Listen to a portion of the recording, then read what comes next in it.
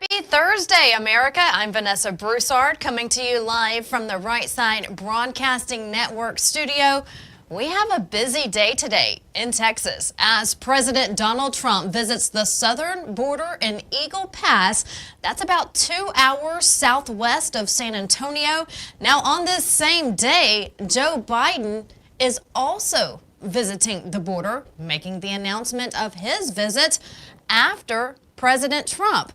Now, the battle of the border rages on, with the state of Texas defending its ground as the Biden administration turns a blind eye to the millions of illegal immigrants flooding inland. We will have coverage with Brian Glenn live in Eagle Pass coming up. You can see pictures of that live coverage here on Right Side Broadcasting Network. But the flooding of illegal immigrants is a big concern for many Americans. The murder of Laken Riley, who was a Georgia college student, is on the forefront of all of our minds. She was murdered on February 22nd by an illegal immigrant, brutally beaten, murdered. Police have charged Jose Antonio Ibarra with malice murder, felony murder, and aggravated battery, along with other charges. Now, ICE has confirmed Ibarra came into the country illegally in 2022 from Venezuela and had previously been arrested in New York City, then released. Now, you know, New York City is a sanctuary city, so he was released back into the streets, went to Georgia, and murdered Laken. Now, in this murder case, the left and the mainstream media, they want you to focus on a female jogger jogging alone on the street and the dangers of doing so. But the truth is, the beautiful, intelligent nursing student would still be alive today if our border was closed. Ibarra should have never been allowed in. Joe Biden, because of this, has blood on his hands. This is his fault. This should have never happened. He is allowing these illegal immigrants to storm into our country by the millions, and they're bringing with them crime, and she is just one case. There's also the case of a 2-year-old in the Washington, D.C. area, murdered this week by an illegal immigrant. Also in Louisiana, a Honduran illegal has been arrested for raping a 14-year-old girl. Many of the nearly 10 million illegals now in our country since Biden has taken office, they're bringing crime and they're bringing drugs. They're not just in the border towns or in border states. They're all over the country. They've moved inland. They're in your state. They're in your community. They lurk where you leisure, just like Laken. She was on her morning jog on campus, as she does all the time, and he was lurking, and that's when he took action and murdered this beautiful college student. So wherever you live, no matter which state you live in, keep your eyes open. Stay alert at all times. Now, it's a different time we're living in. Dangers have increased because we have 10 million new people in our country, and we don't know who they are. We don't know where they're from and where they're hiding. Now, President Trump has warned you. He has warned the Biden administration. He warned that crime would increase, and it has. We have to reinstate President Trump's policies and to end this invasion. Now, in Texas, where President Trump is today, immigration is playing an important role this election. The people in Texas are voting on several propositions right now in early voting for the March 5th primary. That's Tuesday. Included in those propositions include Proposition 2, Texas creating a border protection unit, deploying additional state law enforcement and military forces to seal the border and to use physical force to prevent illegal entry. It also includes deporting illegal aliens to Mexico or to their nations of origin. That's Proposition 2. Now, Proposition 12, the Texas Constitution should be amended to require proof of citizenship before any person can be registered to vote. What a shame that this should even be voted on by the people. Of course, you should have voter ID laws. Of course, you should show your license or your passport? Of course you should. These are no-brainers. But here we are in 2024 still trying to ensure voter ID laws are in place and amended to make sure only American citizens are voting. Again, Texas votes on Super Tuesday along with Alabama, Alaska, Arkansas, California, Colorado, Iowa, Maine, Massachusetts, Minnesota, North Carolina, Oklahoma, Tennessee, Utah, Vermont, and Virginia. So we'll talk more about Super Tuesday coming up. But in the meantime, I want to tell you with times tough, switching gears here to the economy. Times are tough, people can't save money, and that's where the Birch Gold Group comes in. These experts can help you save for your future. Turn your IRA, your 401k, turn that over to the experts. Let them help you save for your future, for your child's future, and also for your grandchildren. Text the word Trump to 989898. Again, that's Trump to 989898. The Birch Gold Group can get you right on path to where you need to be to start saving money. Again, we're hearing from people all over the country that it's hard to save a dime right now, but that's where the Birch Gold Group professionals come in. They'll send you a free information kit and come up with a plan that best fits you and your needs. It's easy to do. Again, just text the word Trump to 989898. You're looking at live pictures right now from the Texas border in Eagle Pass, where President Trump will be speaking and talking to officials there here in the coming hour. We'll be on the ground with President Trump when he lands. We'll let you listen in as he talks to the officials there and also get recaps from Brian Glenn, who is there on the ground. Brian has been there since yesterday along with our film crew, taking a look at what's going on the border and the devastation of these illegals trying to cross, and the devastation comes from the Border Patrol working day in and day out trying to secure the Texas border. Governor Greg Abbott has done everything he can in his power to make sure Texans are safe. And when he comes up with a new plan, the federal government comes in and they want to sue him and the state of Texas because they say that this is illegal. Well, no, what's illegal is allowing this flood of immigrants coming in to our country. And if you ask any American on the street, no matter where they live, that is their main concern. Americans are worried about the border. President Biden has the authority today to sign off on shutting down our border, closing it, putting an end to all this, but he won't do it. And the only reason I can think of was because it would prove that President Trump was right yet again. But President Biden has the authority today to sign a piece of paper, just pick up a pen and sign to stop this craziness, to stop this madness, but he will not do it. Again, President Biden is also going to the border today after he got word that President Trump was going today. In that case, I feel like he's losing in the polls. So this is just a photo op for him to say, hey, look, I'm trying to do what I can.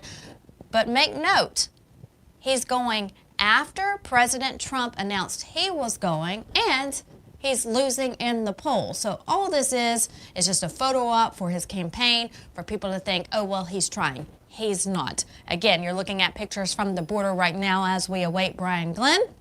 We'll be tossing to him momentarily. Let's talk again about Super Tuesday. Big day coming up on Tuesday. Right Side Broadcasting Network is your campaign headquarters for Super Tuesday, and we will be live with you with President Trump as those results come in from all of those different states that will be voting, including Texas, where President Trump is today.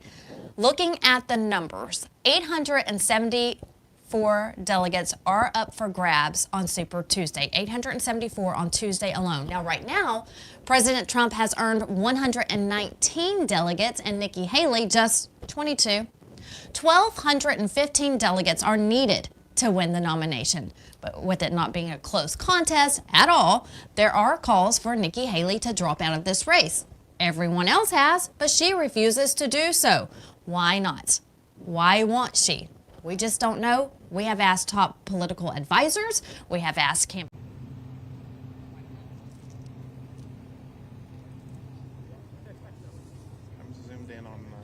off the ballot in his legal battles. Well, Nikki Haley, I have a message for you. If Nevada gives any clue on how Americans feel, you'll still lose to, quote, none of these candidates as you did in that state. America is making it clear they want Donald Trump, even in Nikki Haley's home state of South Carolina, where she served as governor. The results there, 60% to 40%. That's a 20-point win for Donald Trump, again in her home state of South Carolina.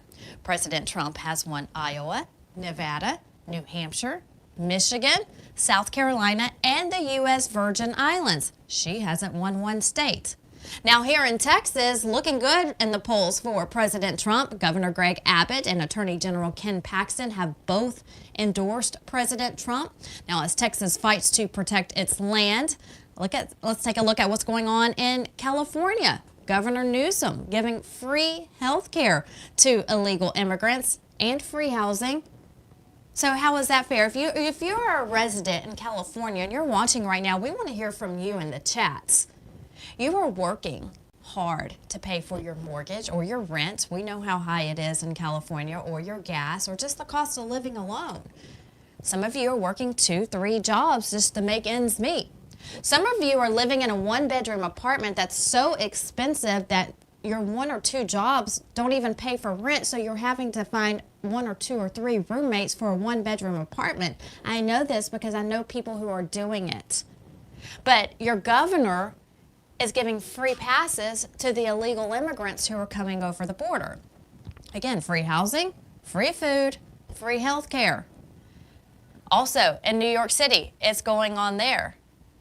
People are receiving free housing for coming in illegally. So much so that the governor has asked for the federal government to send help. They're getting flooded with illegals. Hello, that's what the border states have been dealing with for 3 years under the Biden administration. Americans say immigration is the top problem they see in the U.S. right now. That's over the economy where people are struggling. People are waking up every day wondering how they're going to put food on the table. Not just for tonight, but for tomorrow, next week, and next month. People can't save money. People can't have their minds at ease because the economy is so inflated. Inflation is so high. But although they struggle, they tell us on the ground, wherever we travel, no matter which state we go to, that immigration is actually their top concern. So that should go to show you how big of a problem this is. So we will be talking about immigration all day today because, again, President Trump is here on the border as we continue to look at live pictures. In other news, real quick, I want to tell you about Hunter Biden. He was in his House deposition on Wednesday, which was yesterday, closed-door session on Capitol Hill, lasting hours long. Members of the House grilled Hunter Biden on if his father was involved in his business dealings. So that's going on in the Capitol. We're hoping that there will be an open discussion so the public can hear what's happening in those depositions, that is, with Hunter Biden. So we'll definitely keep you updated here on Right Side Broadcasting Network. Also this week in Georgia, a lot of people following the Fani Willis case, the affair timeline not adding up at all. Testimony from friends and colleagues going against Fani Willis and Nathan Wade. A key witness just said that Fani and Wade were in a relationship well before she hired him. So those are some of your top headlines for this week. We'll go over some more of that here a little later on. But again, immigration is on our forefront today as President Trump visits the border. President Trump has been saying this for years, that we need to build a wall, which he started in his years in office, 4 years in office, but we need to finish that wall. We need to go with President Trump's policies to stop this chaos that's going on at the border. For more on that, we are going to send it over live to Eagle Pass right now, where our Brian Glenn is standing by. Brian, what can you tell us?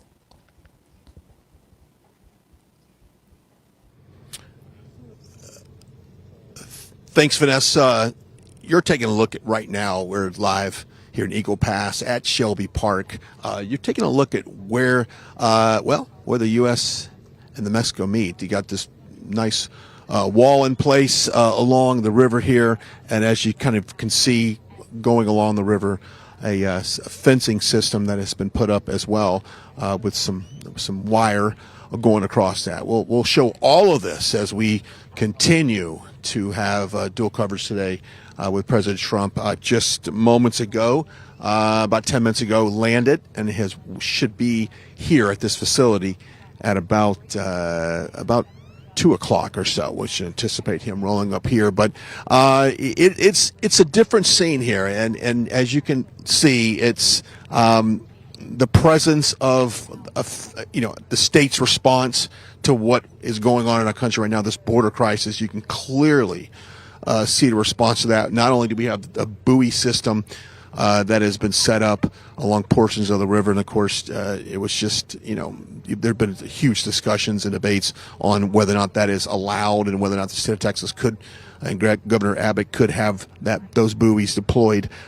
So much effort on half of the state of Texas to try and slow down some of the flow that's been coming through here. Okay, I'll give you an idea of the numbers, and this is interesting. Just south of here in Brownsville, where Joe Biden is planning on stopping in there, I believe last month they had about 46 apprehensions there going across that particular border section, with comparison to what it is here where we're at, and it's by the tens of thousands, if not hundreds of thousands, up along this general area. So just a huge gap, and that's where the problem lies. It seems like whenever sections of the border would be out of control, the resources would then get allocated to those areas, and it would be constantly moving. That's what it is. The cartels, this trafficking that's happening, is an organized plan to move people across this border, and that's what's been so challenging this whole time, is that we have to respond to areas along the border that are being blown wide open. I will share this. Let me see if I can step back in here real quickly. I'm going to share a story with you guys that just happened literally probably a few minutes ago here in Shelby Park.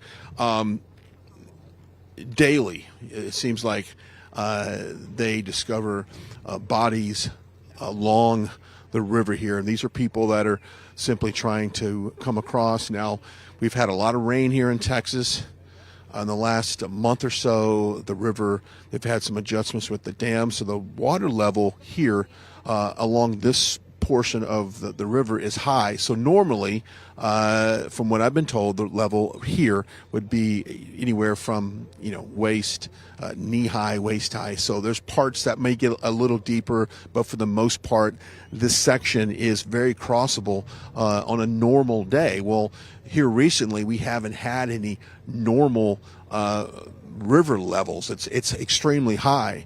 Therefore, when people are challenged to try to swim across, they are faced with some very, kind of a life-threatening situation.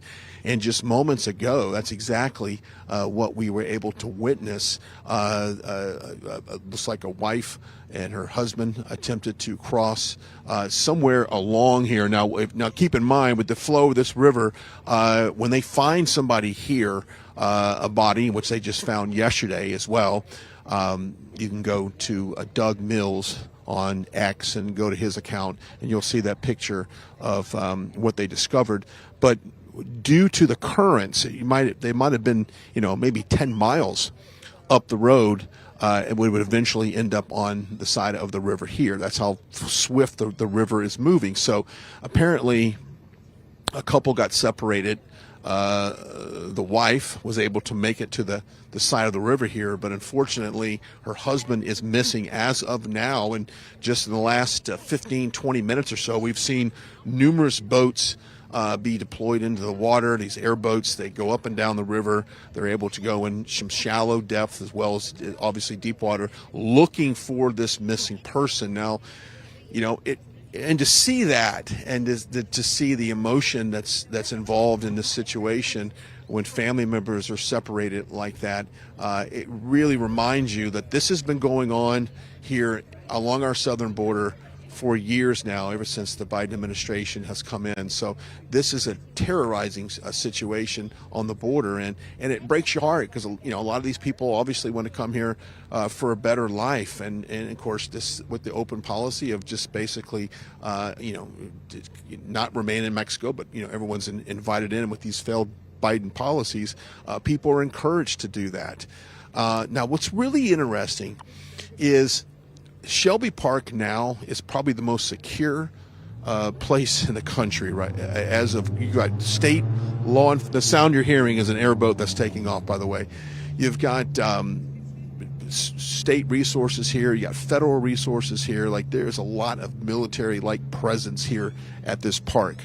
But I can only think, what if the entire border had this type of feel that really would say, don't come across. This is not allowed. Not only are you going to come across, we're going to catch you and we're going to send you back to Mexico, remain in Mexico. Would that cut down on the immigration? We can all imagine that absolutely would be the case. But to go back to the missing body, they have to deploy several resources, boats that go up and down the river. Now, the Mexican federales, if you will, they are, we can't see them because of this shipping container. Now let's turn the camera real quickly, James. Let's show what's on the other side. This is what has been set up, and if you remember in the recent months, Governor Greg Abbott and the Border Patrol, they have put out these shipping containers to use as some type of barrier in places that they did not have a fence. Now, this is in place for security reasons in regards to the president. This is more of a shield for kind of where he'll be speaking right here. But, that is something that they've used. And imagine, we've gotten to a point where we have all this technology, we have all this manpower, we have all this federal presence, we have all of this. But yet, this is what we ultimately go down to, is a shipping container.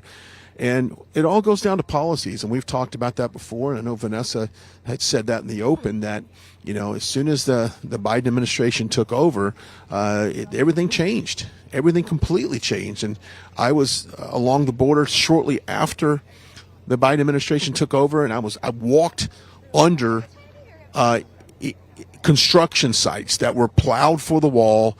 A lot of the materials were put in place, and I was able to physically walk under the wall. And I describe some of these work sites as if a construction crew left on a Friday, planning to come back on a Monday after a long weekend, and they never returned. Because you had lunch containers there, you had lunch boxes, backpacks, obviously a lot of materials used in the construction of the wall was there on site. And President Trump often talks about how those materials that the federal government, we bought, we paid for to construct this wall. The Trump administration paid for it to construct this wall, end up being wasted and not being able to be used due to the rust and the just the inability not to use those parts again. So we have wasted resources. We've certainly wasted time. I'll step back in here just for a second and talk about this. The Department Highway, the DPS, the Department of Public Safety. These are the black SUVs. If you're from Texas, you've obviously have seen them on the highways. That's what they do. They patrol the Texas highways, which, as you know, it's massive, big state.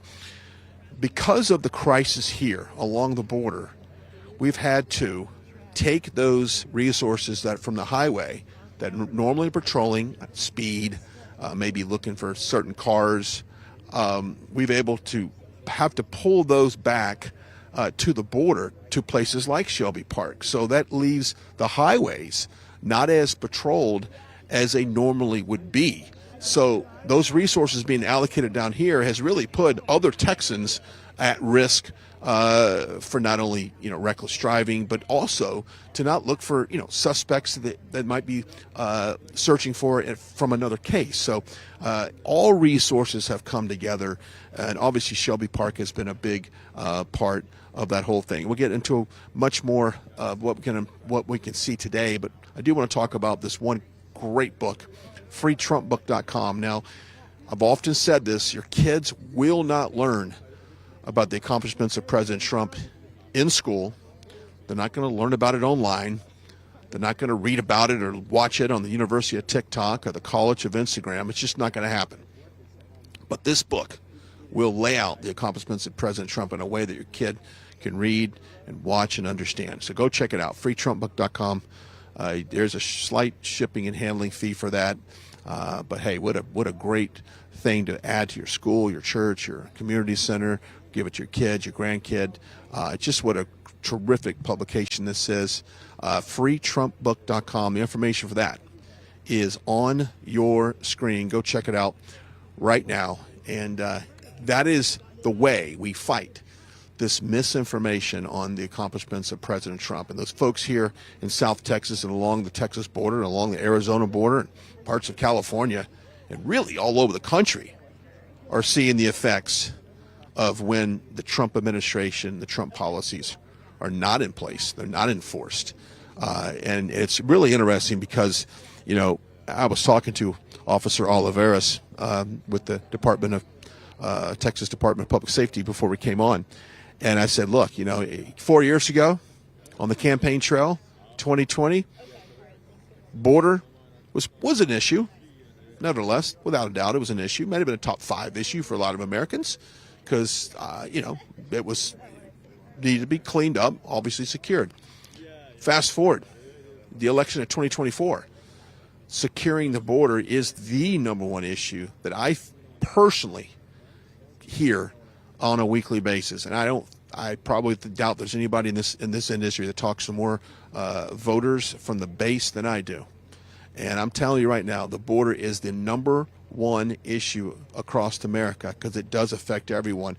I heard a story just a few days ago that someone had lost a niece due to an accidental overdose from a generic version of a pill that was laced with fentanyl.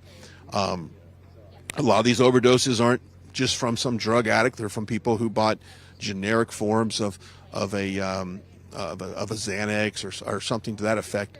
And it doesn't take much. As a matter of fact, we just heard last night there was a bus in California that had enough fentanyl to kill, if I'm not mistaken, the entire country 2 times over. So this is what we're talking about here, and this is why it's a number one issue.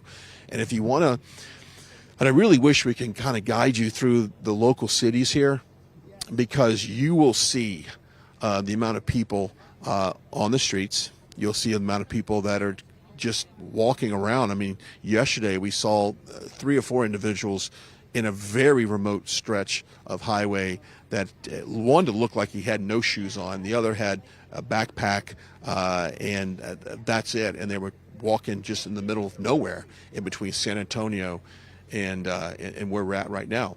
You can only imagine that they're part of the people that have come across this country. And so if you look at the education system, the schools along the border, the fact that classroom sizes, the ratio already has been stretched. It doesn't matter what school district you go to in the state of Texas, for the most part, the teacher-student ratio is higher than what we would like. Now, when you throw in, hundreds of thousands of illegal children coming across, and they've got to go into schools, obviously, right? And then all of a sudden, your ratio is higher. And now all of a sudden, there's a language barrier. And then now you've got kind of a challenge to teach the ones that maybe are very, very low on as far as English, speaking English and understanding it, to your traditional kids in the classroom. So you've got some challenges on the educational front. Then you look at the hospital situation that we have here, the medical assistants. I mean, obviously, earlier, it doesn't look like it now, but earlier it was around 47, 48 degrees, cloud cover, slight breeze. It was cool. It was chilly. Imagine going across this water. I was told this water is about 60 to 61 degrees, depending on what part of the river that you test. So it's some chilly water. We have chilly conditions. So a lot of people coming across, obviously, are dehydrated. They're cold. And some of them need medical attention. And I know that for a fact that these local hospitals are overwhelmed by the amount of people that have been coming in for certain reasons. Now we get in the summer months, that will increase even more from the dehydration rate of coming across the border. So you've got a medical staff that's overwhelmed. You got the educational system that's overwhelmed. Now let's talk about the crime. I know Vanessa talked about it in the open of the show just recently. Lakeland Riley, UGA student there, 22-year-old student, goes out for a run, daylight, during the day. Didn't run it late at night. This is during the day, and was brutally murdered by the Venezuelan illegal immigrant that came across. Now, if you look back in this guy's history, he has been detained before for endangering a child. So this is not something new for this individual. He has a prior history of engaging perhaps in law breaking things. So this is what we're talking about, and we can go on and on. And just the other day I was thinking to myself, what if we put a list together of all the Americans that have been tragically killed either by an illegal DUI, a traffic accident, which, you know, we'll talk in a second about how these people are pursued by local law enforcement, and then ones that are raped or murdered, just ruthless, senseless crimes on the street. That number would probably be staggering, but you won't hear about it because a lot of the mainstream media obviously does not want to report on things like that, because it does indeed break the narrative of the compassion that they might have for these migrants. Now, without a doubt, there are some very good people coming to this country that just want a better life. I think we can all agree with that. That's how this country was built, from immigrants from around the world. But unfortunately, mixed into those mass amounts of people who we don't know who they are, we do have some bad guys. We do have some people that want to do harm to this country. And it's interesting to note that outside of one of the top countries that were, by the numbers, was not necessarily Mexico and Central America, but more of South America and even China. There's a portion of the border along the California-Mexico border, just if you go inland on the east side of the state, is the number one entry point for Chinese immigrants. So huge amounts of Chinese immigrants coming through into this country. And so you've got to ask yourself, they've traveled a long way, right, to get to this part of the world, to travel into our country. What is the motivation behind that? And the simple fact that we just don't know who these people are is probably the most disturbing fact in all of this. So let me step aside again. Enough of me. I'll tell you where we're at. We're at Shelby Park, Eagle Pass, Texas. This part that we're in has been secured. This is where the president will deliver remarks a little bit later today, around, if I'm not mistaken, around 2:45 here local time. He'll be addressing. He'll be joined by the Governor Greg Abbott. I believe Ted Cruz will be here, Senator Ted Cruz, and I would imagine that Brandon Judd, the president of the border, will be here as well. So I just saw him walk around. Imagine he'll be here. They'll speak for momentarily. And then behind us, Sean Hannity will have his town hall here. They're going to record that, I would imagine, before. I don't think that's going to be live. They're going to record it here after his remarks here. So that's on tap as well. But you're taking a look at the border wall, the fencing that's around this area, and it's really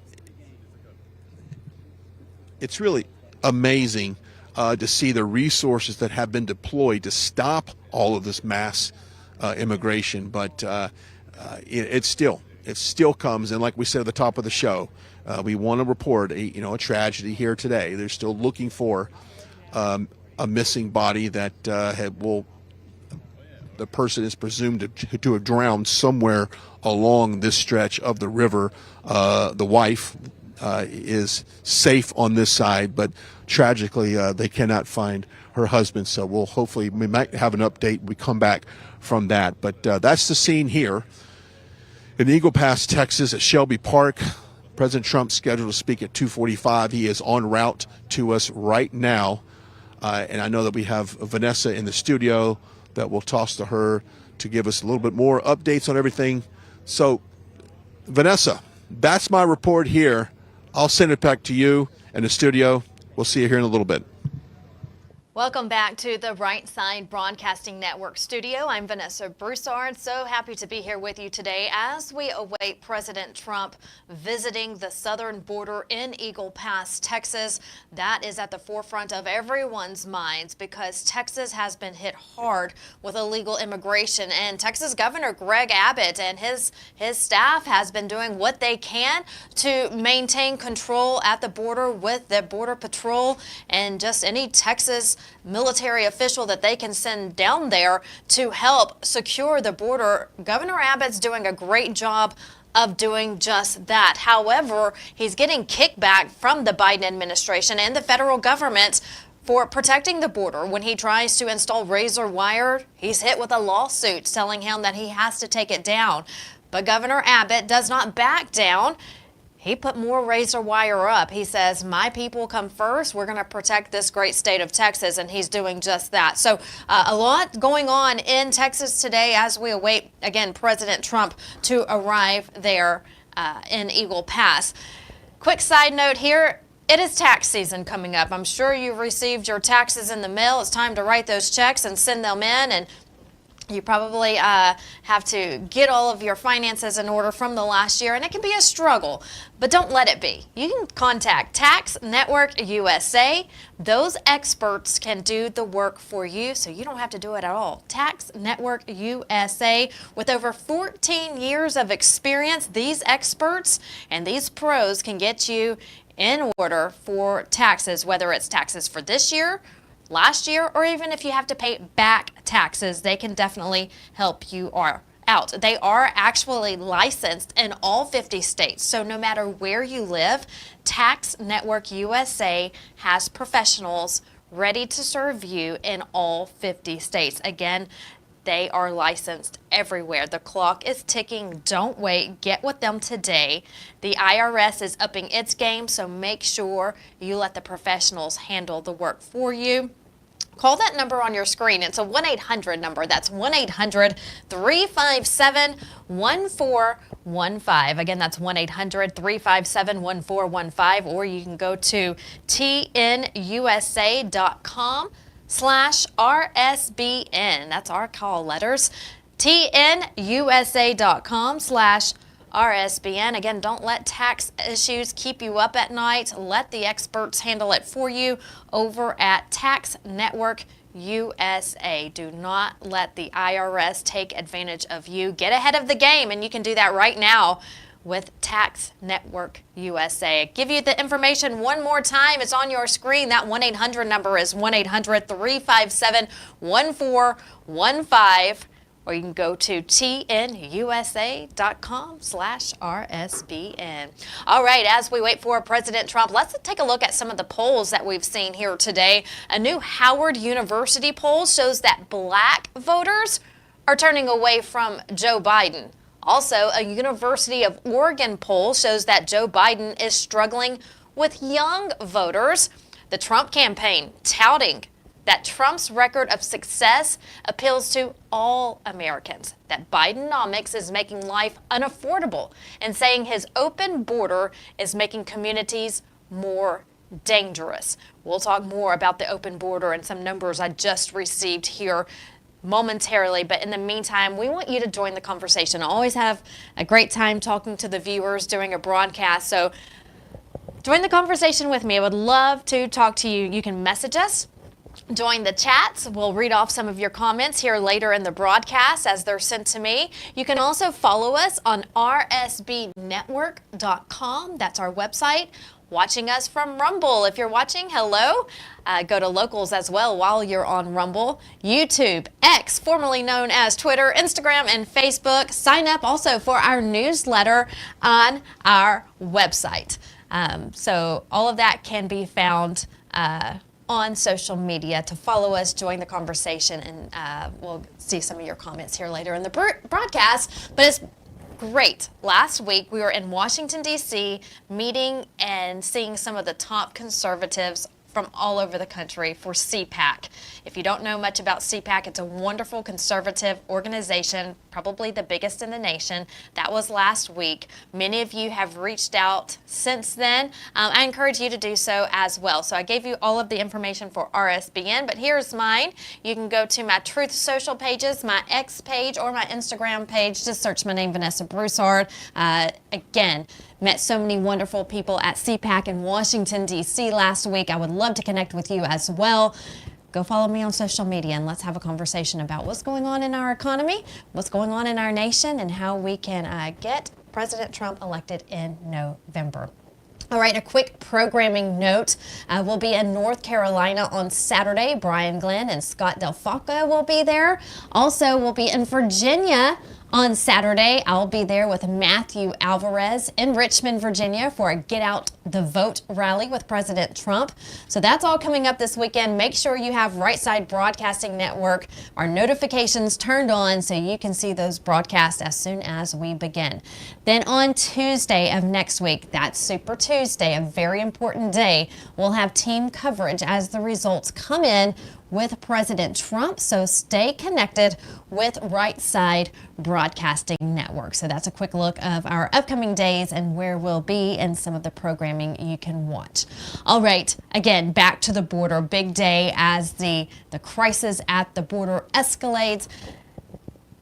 It is a mess. It is out of control. The border wall should continue to be built, and the flack that Texas alone, and I'm focusing on Texas today because that's where President Trump is visiting, the flack that the government is getting, it's surprising to me that when Governor Abbott puts plans in place to protect our border, whether it's the razor wires, whether it's some products that he puts in the water to make sure that it makes it tougher for these illegals to cross, he gets flack from the federal government and the Biden administration to take it down, to stop it, because the Biden administration wants these illegals to come over. Taking a look at some quick numbers I just received in the last couple of minutes, there have been 1.8 million known getaways since Biden took office. So that's 1.8 million known getaways. That's people who got away from Border Patrol and we don't know where they are. So that's confirmed numbers. Also, over 20,000 communist Chinese nationals have crossed the border. 20,000 communist Chinese nationals. So let's think about that for a second here in Texas. When they vote in Texas, in early voting, which is going on right now, and also on Super Tuesday, one of the propositions states that Texas vote, yes or no, if Texas should not sell its land to China, because states are doing so. Sarah Huckabee, the wonderful governor in Arkansas, has stopped that. She has put a stop to that, and I would encourage other states to follow suit. Chinese government and officials do not need to be buying American land. So that's a proposition on the ballot in Texas this Super Tuesday, is to stop that. And I am hoping that passes because the numbers don't lie. Over 20,000 communist Chinese nationals have crossed the border illegally since Biden took office. Also, looking at the current cases, the crime that's been going on just in the last week or so. It's been happening, but the mainstream media is just letting you know about it. And to get it out of them and to get it out of these officials, it's like pulling teeth. Hard to do. It's painful for them to have to release that someone who committed murder or someone who committed rape. They had to admit that it's coming from an illegal immigrant, but that is the fact. That's what's going on. Look at the murder of Laken Riley in Georgia, a beautiful college student. Everyone's talking about that right now. She was murdered on February 22nd by an illegal immigrant, brutally beaten and murdered.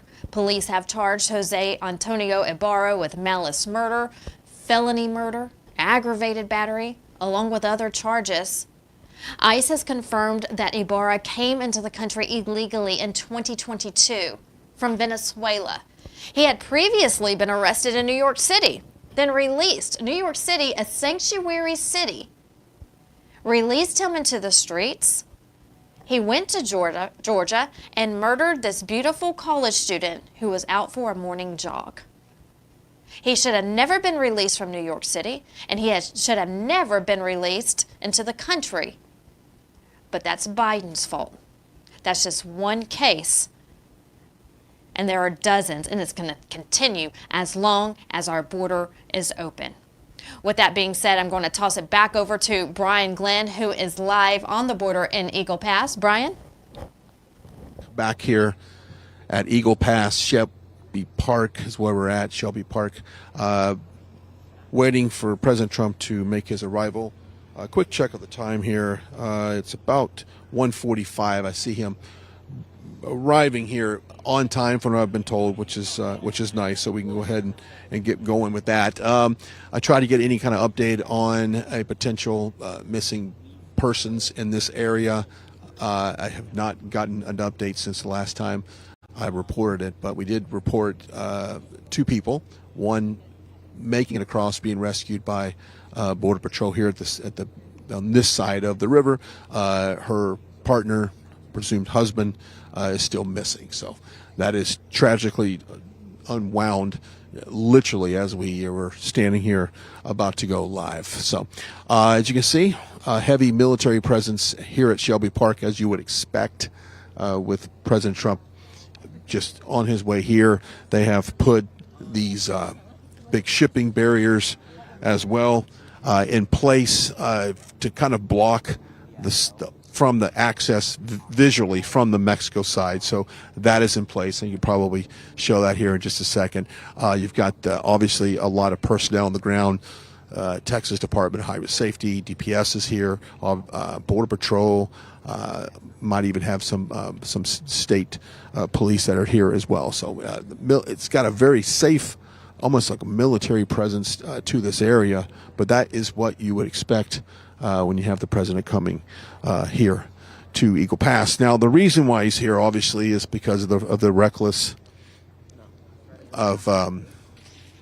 policies from the Biden administration, the Remain in Mexico, the halt of building the wall. All of this has put such a tough strain on the resources here. And what's interesting, you kind of take a look at the fencing there.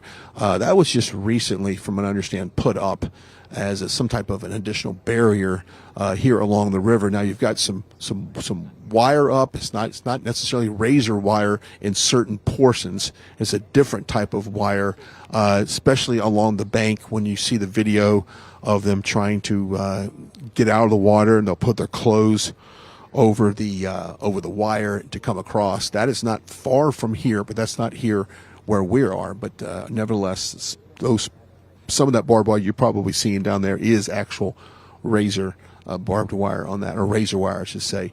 And that's what they've had to do. That's what they had to do to try to slow down the amount of people that has been coming across the border, putting a strain on all of the resources here. A little bit later, about I believe 2:45 is when the president is expected to give his remarks here in front of us. Governor Greg Abbott will be in attendance. Senator Ted Cruz, from what I've been told, will be here as well. We got Brandon Jugg with the Border Patrol and other state officials here to make their remarks. So it's obviously a lot of attention to this area. You've got President Biden miles to the south of us in Brownsville as he makes, quote, finger air quotes here, his border appearance. If you look at the numbers of people they have apprehended, it just in this last several weeks, I think they have, I think it's 45, 46 people. It's very low apprehension down there right now. The problem has shifted to this area. So if there is an area that President Biden should come see, which he won't, it's here. And if you recall, more than, I think it was a year and a half ago, when Kamala Harris, quote, visited the border and went to El Paso. Once again, another section of our U.S.-Mexico border that is not necessarily under invasion. The invasion is happening right here at Eagle Pass in the areas to the north and south of where I'm standing right now. So the focus on the problem really can be done. I know they like to say that it's a part of a budget issue. They're part of funding. They don't have the funding. Well, President Biden could simply enact an executive order to remain in Mexico and send that message, because what's happening is these people from not just Mexico, but from around the world are being told to come here. They're being told that it's okay that once you get to the border, U.S. officials will take over.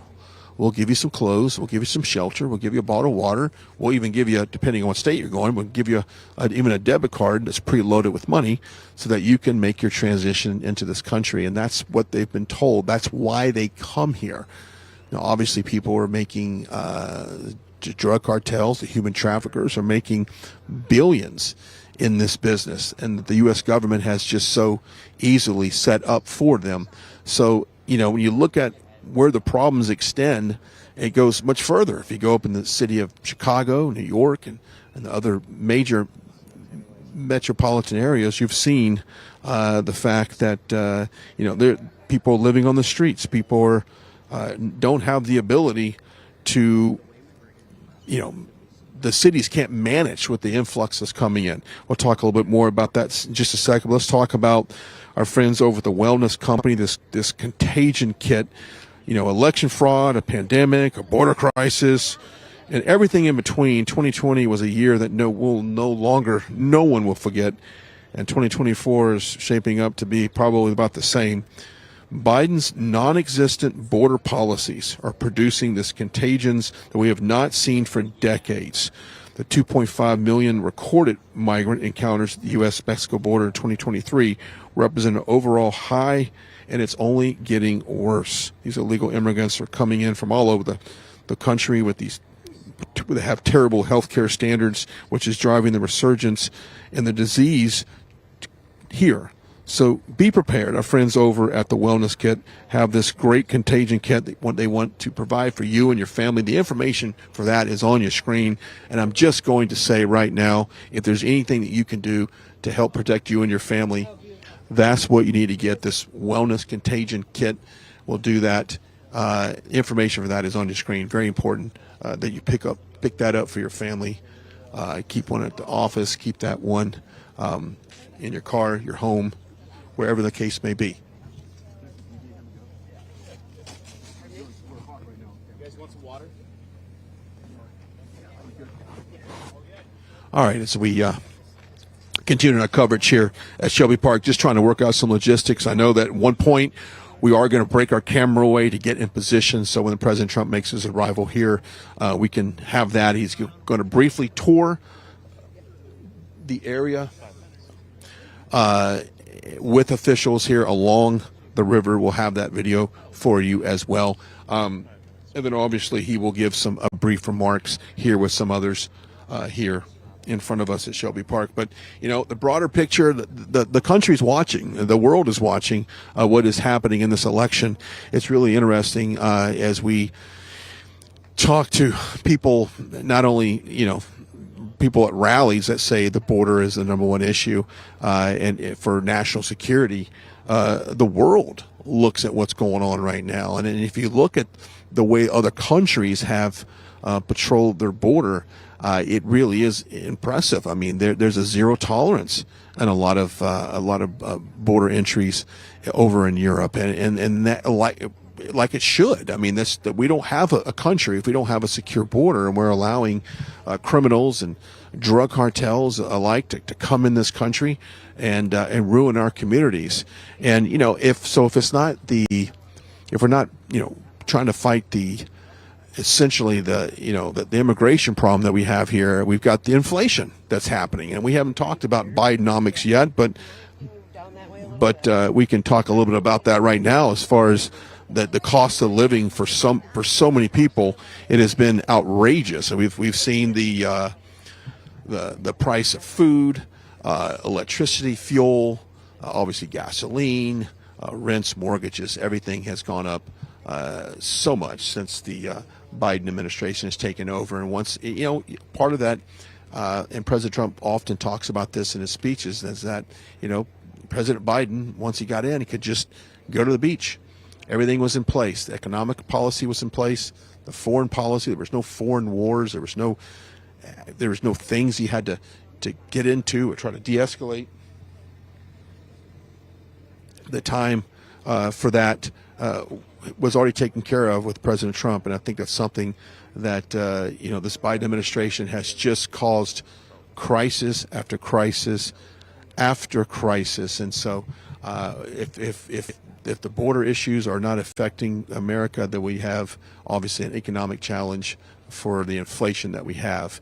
If you look at the inflationary rate, it's outpacing wages, stagnant growth, that we've seen on the production side, and you've seen on the retail side as well. Now, when you look at interest rates, and I think this is important to point out, with the Feds, the way the rate hikes have been, you've got interest rates. If you're going to buy a new car, a pre-owned car, even a home, you're going to pay almost double than what you would have had under a Trump administration, which affects a lot of big-time purchases. And I think that's interesting to point out, that when you talk about a young person trying to, start the American dream, if you will, buy a home, have a family, get a job, raise a family, it's almost impossible right now for most of the country to do that because of the prices of mortgage rates and the prices of of how to do business. You're taking a look now. We had a black vehicle that pulled around the corner, and we've got a high security presence around here. I don't know who that person might be. Could be Senator Cruz, could be Governor Abbott. Not sure. I did see Abbott's team follow that car, so maybe I will presume it could be him. He is scheduled to be here, so we'll keep. Okay, we're going to wrap it up here. I'm going to toss back to the studio. We got to break away James to get in place for the president's arrival. We are live here at Eagle Pass, Texas, Shelby Park. Vanessa, I either toss it to you or we'll send it to a commercial break as we're live here on the ground with President Trump. A few minutes. We'll be right back. Welcome to the Right Side Broadcasting Network. We're not like the other media outlets out there that cut and edit what other people say. In 2015, we were created by our founder, Joe Seals, to cover President Donald J. Trump's speeches and rallies, to which we continue to do to this day. We've also covered important conservative events like CPAC, TPUSA, March for Life, and many other important events and hearings around the country. We were made for people like you, everyday Americans who are tired of the mainstream media, who are tired of being lied to, manipulated, and fed an agenda. Our goal here at Right Side Broadcasting is to allow you to see the truth, giving our correspondents and commentators a wide latitude to speak their minds. You won't find anything like this in the mainstream media. Your support through your donations, locals, and supporting our advertisers allows us to continue to cover important events around the country each and every day. So, from us here at Right Side Broadcasting, thank you for supporting us and the right side of history.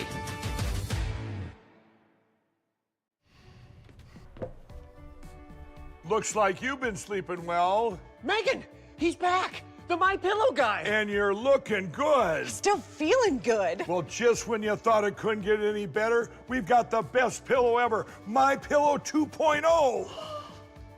When I invented My Pillow, it had everything you'd ever want in a pillow. Well, now there's new technology that makes it even better. My Pillow 2.0 has my patented fill combined with a cooling fabric with temperature regulating thread. My Pillow 2.0 is truly the next generation of My Pillow. Now's the time to go to mypillow.com or call the number on your screen. Use the promo code to save 50% on your MyPillow 2.0. Not only that, for a limited time, your entire order ships absolutely free. You're sleeping even better. And cooler, too. And you're looking good. Feeling good. I knew you would. mypillow.com Parents and grandparents, the 2024 Kids Guide to President Trump is here, and it's free. As a bonus, your child gets a free issue of Everbright Kids Magazine and activity book, and a free video lesson. Order now at freetrumpbook.com. That's freetrumpbook.com. Philip Patrick joining us here from the Birch Gold Group. Now, this is where we drill it down. What can they do to ensure that they don't get tangled up in this cobweb of tragedy that's ahead, and they can secure their financial future? That's what we at Birch Gold Group specialize in. Precious metals in climates like this, they work very well to protect against the realities of a Biden economy. These things all drive gold and silver up. So it works as a very effective hedge against the problems we have, and like I said, the realities of Bidenomics. So I would encourage everyone to get educated, start reading. I think it's very simple. We got to text Trump to 989898. We'll give a free information kit to the viewers. Get educated, and once you see the problems, the solutions will present themselves. Thank you, Philip Patrick, the Birch Gold Group. Thank you, Brian. The honor is mine. Welcome back to the Right Side Broadcasting Network studios. I'm Vanessa Broussard. So good to see you here with us on this Thursday as we await President Donald Trump arriving at the Texas border in Eagle Pass, Texas, meeting with officials there to see just how bad it is along our southern border. It'll be minutes until he's there. We'll go there with him when he is meeting with the officials there and take a listen in, and also wrap up with his remarks as he gives some remarks after talking with the officials. So we'll be going back out live to Brian Glenn here momentarily. In the meantime, I want you to really focus on your taxes and taking that burden off. I know it's a lot of stress filled with getting everything in order, getting everything together, especially last year. A lot of us can't remember what we did yesterday, no less last year. So if that's going to be a burden for you, or if just a lot to handle, don't let it be. Contact the experts at Tax Network USA. That information is on your screen. They are licensed in all 50 states, so they can help you no matter where you live. Make sure you give them a call. They have done wonderful, saved millions of dollars for their clients and their customers. Whether it's taxes, back taxes, it doesn't matter. They can help you get on the right track when it comes to dealing with the IRS. The information is on your screen. It's a 1-800 number. That's 1-800-357-1415. Again, that's 1-800-357-1415. That's the phone number you can call, or if you'd rather go to the internet, you can do that too. tnusa.com/RSBN. That's tnusa.com/RSBN. It's challenging times right now. Don't let this be an extra challenge for you. Contact Tax Network USA. Don't let the IRS take advantage of you. That's where the experts come in. Again, they are licensed in all 50 states. They can definitely help you out. They have 14 years of experience. They have saved their clients over $1 billion. That's billion with a B. Over $1 billion in back taxes alone. So they can definitely help you out. Again, that's tnusa.com/RSBN, or call that number 1-800-357-1415. Tax Network USA. All right, illegal immigration. No matter where we travel across the country, whether it's the East Coast, the West Coast, up north, it doesn't matter. When we talk to the people on the ground who come to these events that RSBN covers, and we ask them, what is the number one concern for you right now? They say illegal immigration. People are worried, people are concerned. People see the dangers that are being brought in. The drugs, the fentanyl. Their kids are being fed fentanyl pills. They're overdosing. The crime rates have spiked. President Trump said that this would happen, and it's happening. We've been talking about the case in Georgia of the student who was murdered there just last week by an illegal immigrant. That made top headlines. But there's so much more that's not making top headlines. For example, in the Washington, D.C. area, A little 2-year-old was murdered this week by an illegal immigrant. 2 years old. I'm a mother of a toddler. I can't even imagine. That 2-year-old should be alive today. And if the border was closed, the 2-year-old would be alive today. And that toddler's parents would not be heartbroken right now, wondering how they're going to go on without their toddler. Shattered dreams, what they had planned for their baby, that's all gone, thanks to Joe Biden and his policies that are not working. Then you look at Louisiana. A Honduran illegal has been arrested for raping a 14-year-old girl.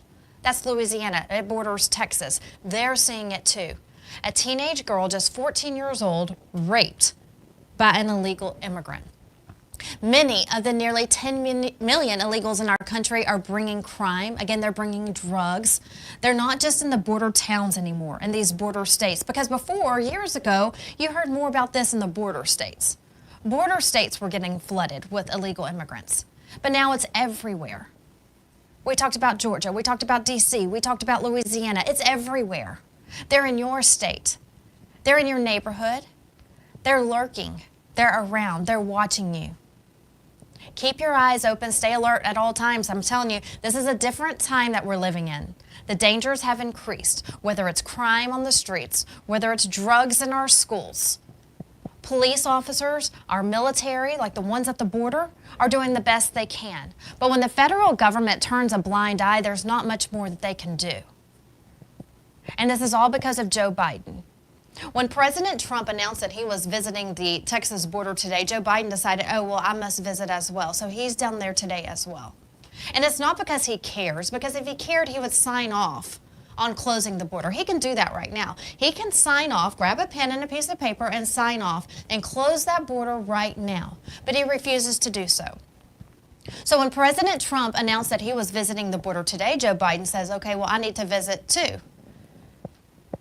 And it's not because, again, that he cares. It's because that this is going to be a photo op to show, and the mainstream media will report on it. Oh, he's doing the best he can. He visited the border today. But no, that's what they want you to believe. It's a photo op because he's losing in the polls in a matchup against President Trump in November.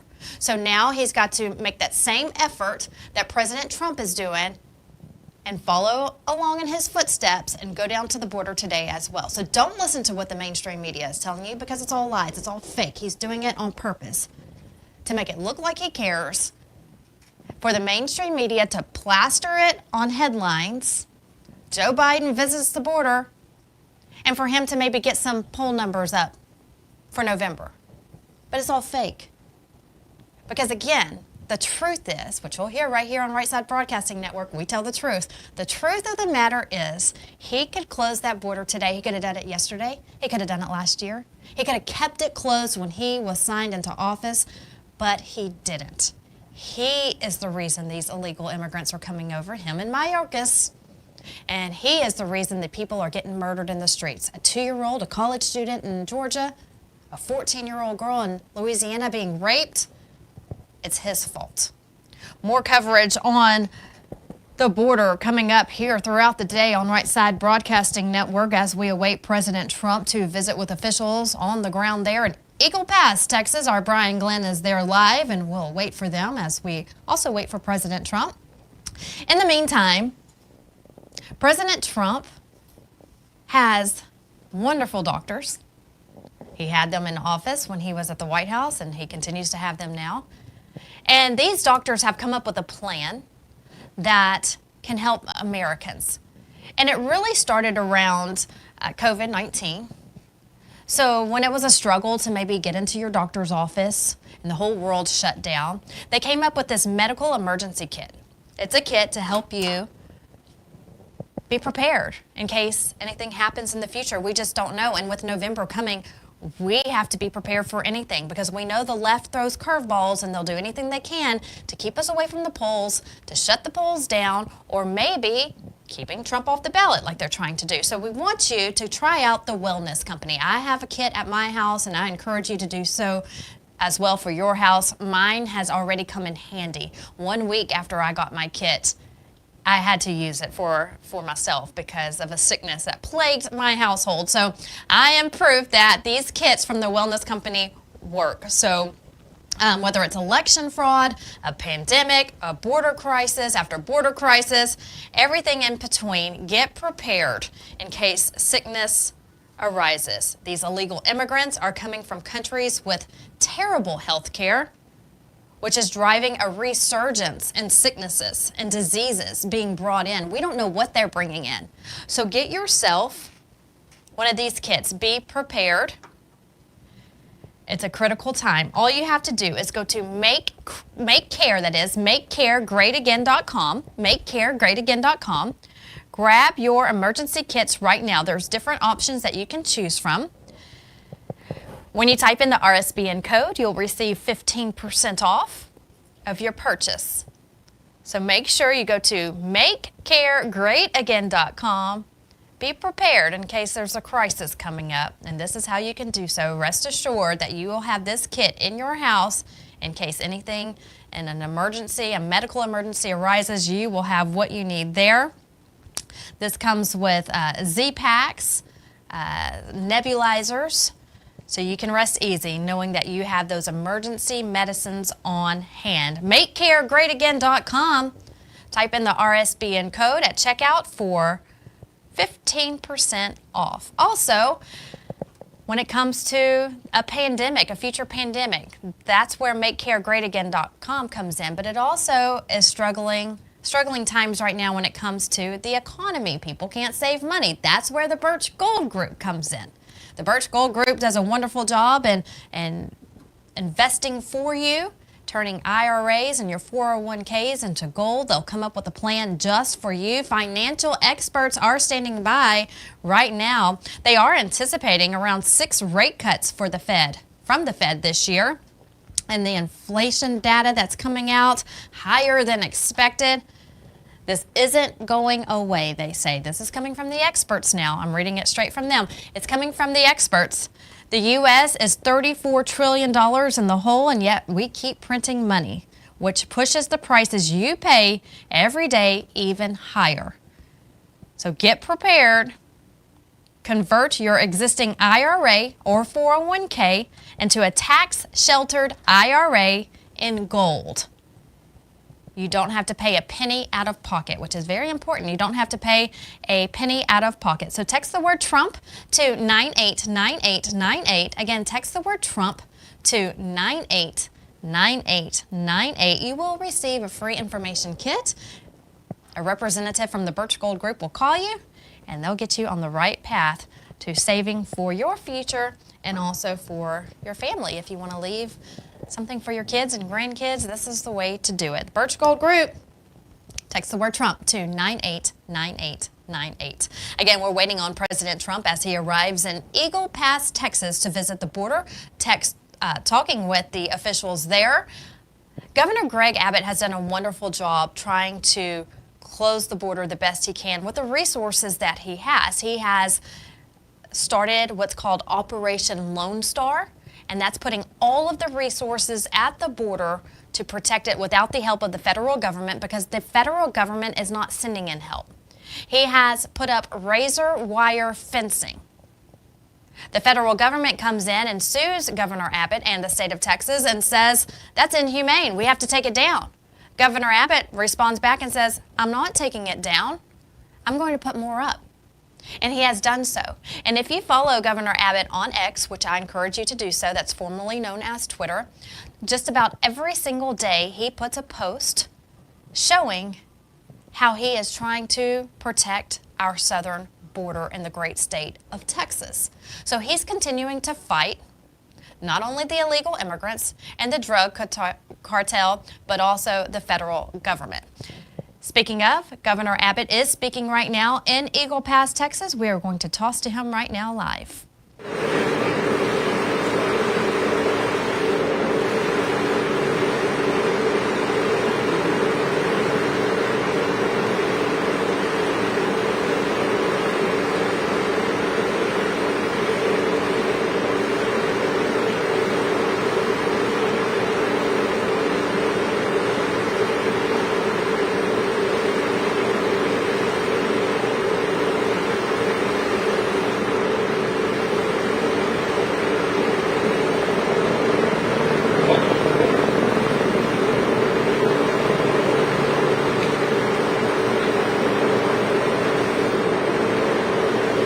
We do know Governor Greg Abbott is there on the ground in Eagle Pass. Also, Texas Senator Ted Cruz is there, hoping to reinstate President Trump's policies to end this invasion.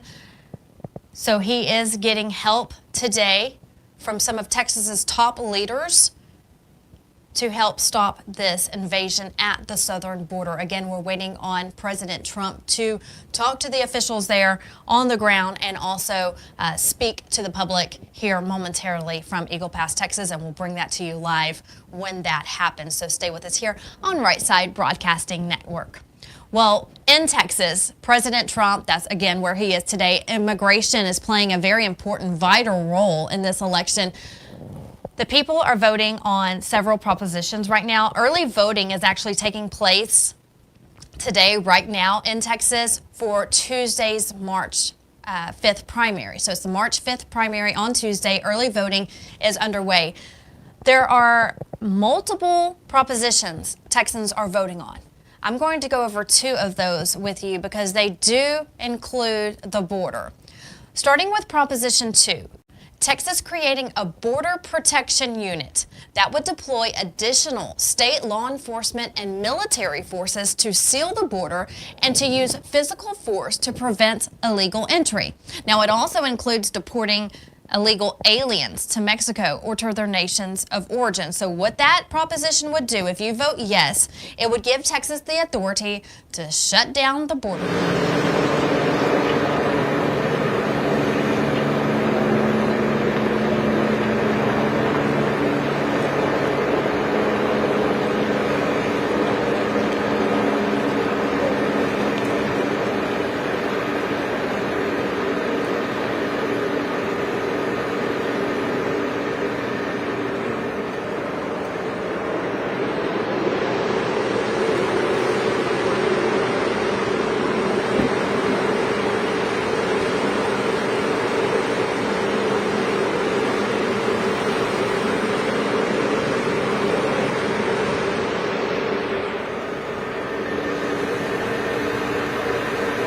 Come on, guys. Russ, don't move. I'm trying to stay on your leg. Guys, come on.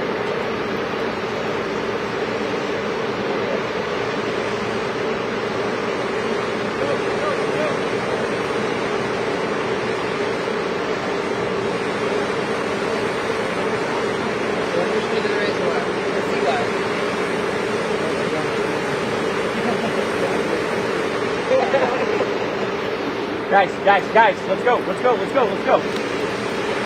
Guys, right here. I'm going to need you guys to move faster on the next movements, please. Go.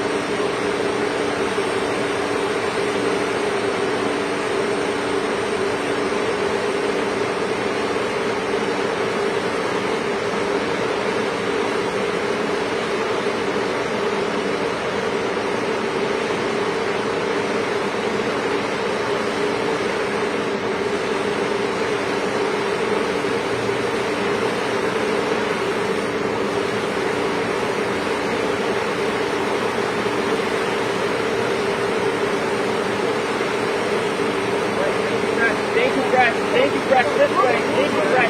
Thank you, Breck. Guys, let's go. Let's go. Let's go.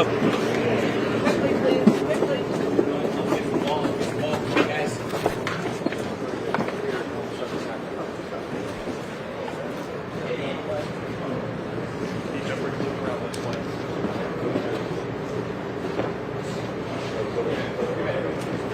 Tom, LT, cool!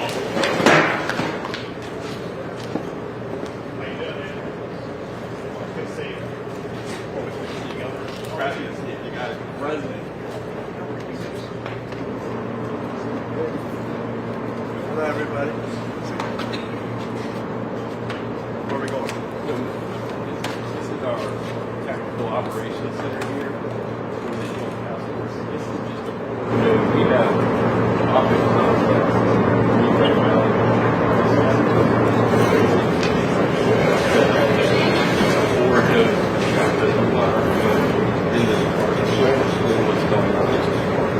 So this is here all the time, right? We're going to go over and tell our stories.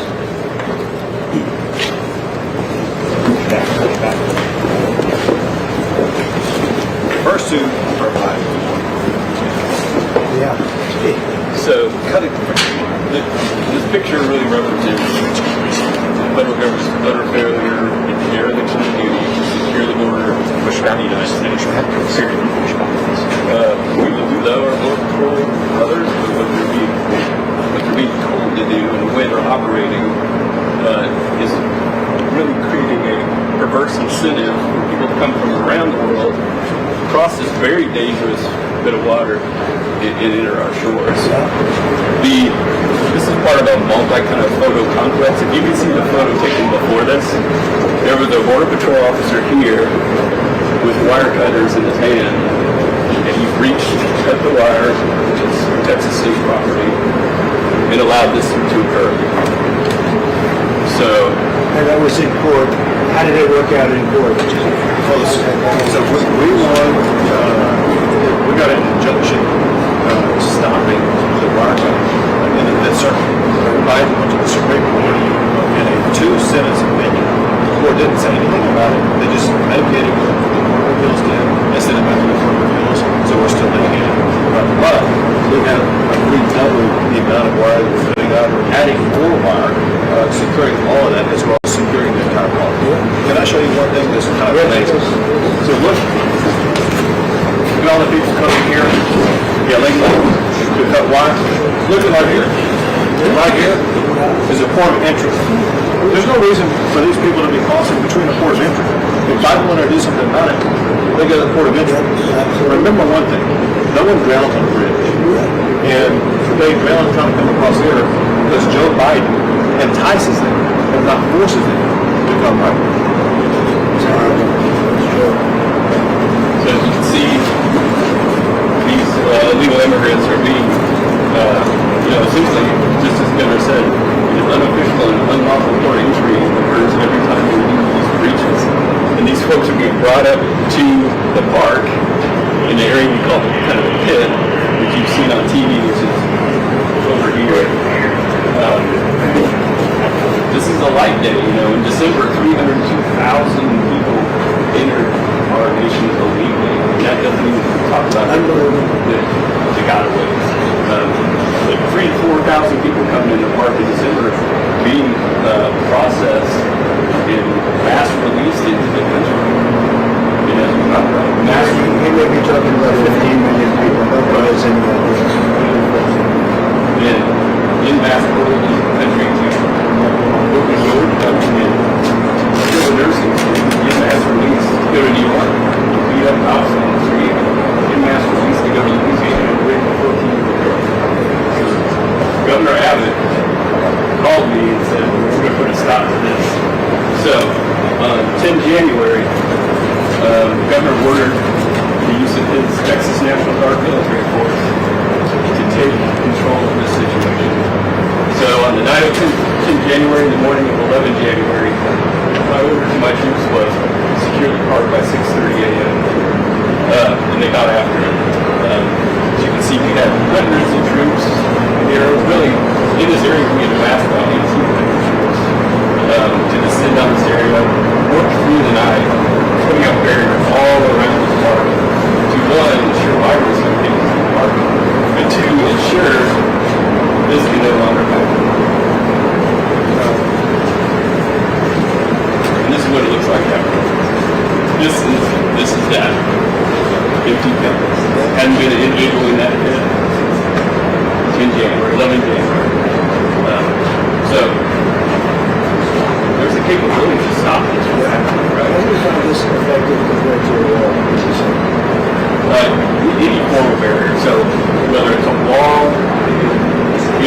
essentially done is, hey, while we're building the state wall, we're putting up as much quick barriers as we can with soldiers behind it, DPS behind our soldiers.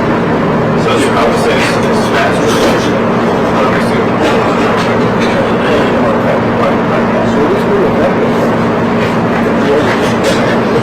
But we are putting up the same wall. That's what they want. They want exactly that. I want to see the concrete colors. They want to OSCC building section of the same. The exact section. Yes. So this is just an overarching view since you drove in. I think you came in maybe around here by the golf course. But this is where you are now. We've sealed off. This is the gate that you often see on the news for soldiers in front of it. The boat ramp will do to here later on today. Shipping containers, concertina wire, anti-cluster, all the way around here. Here's the top. The wall into itself and put razor wire and all the other on the water side that is anti-climb barriers. They go out and out in the razor wire and climb.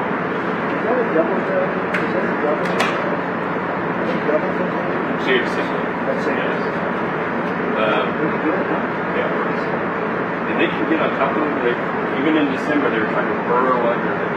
So we had to actually. There's a lot of genius there. That's right. And so, and a lot of money pushing these people to go across. But what you can't see here is we put fields of concertina wire out to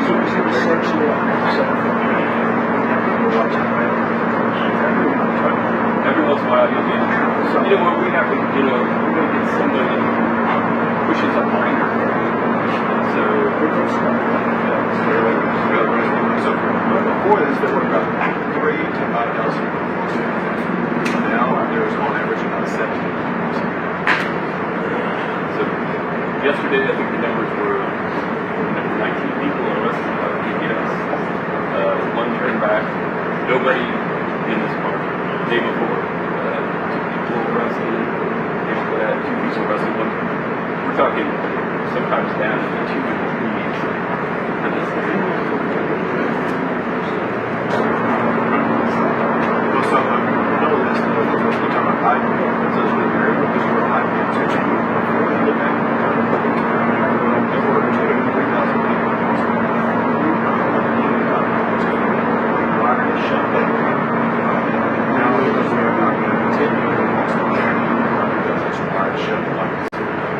So yeah, he's in a sanitized area. And anytime he's going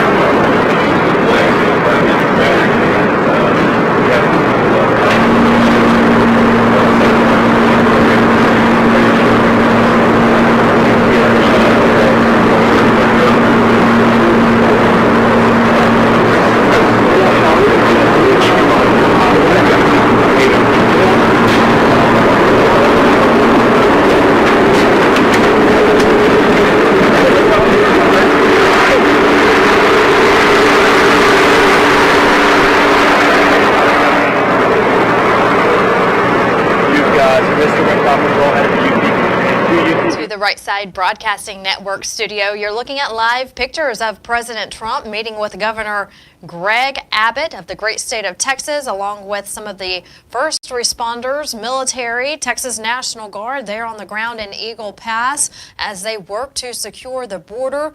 President Trump getting an update from those leaders about what's taking place down there and the battle of the border that continues to rage on as what seems like the drug cartel who has full control of the border, allowing all of these illegal immigrants to come into our country, siding with the Biden administration, who is allowing it as well. So between the Biden administration and the cartel and the other countries like China and Venezuela, they're all working together to invade America, and President Trump there on the ground today to work with the real American heroes to try to stop this battle at the border and continue with the President Trump policies that were working when he was in office, and hopefully get those policies back in place so we can end this chaos and secure our borders and protect the American people. Now, this comes at a crucial time in Texas because early voting is taking place right now for the March 5th primary.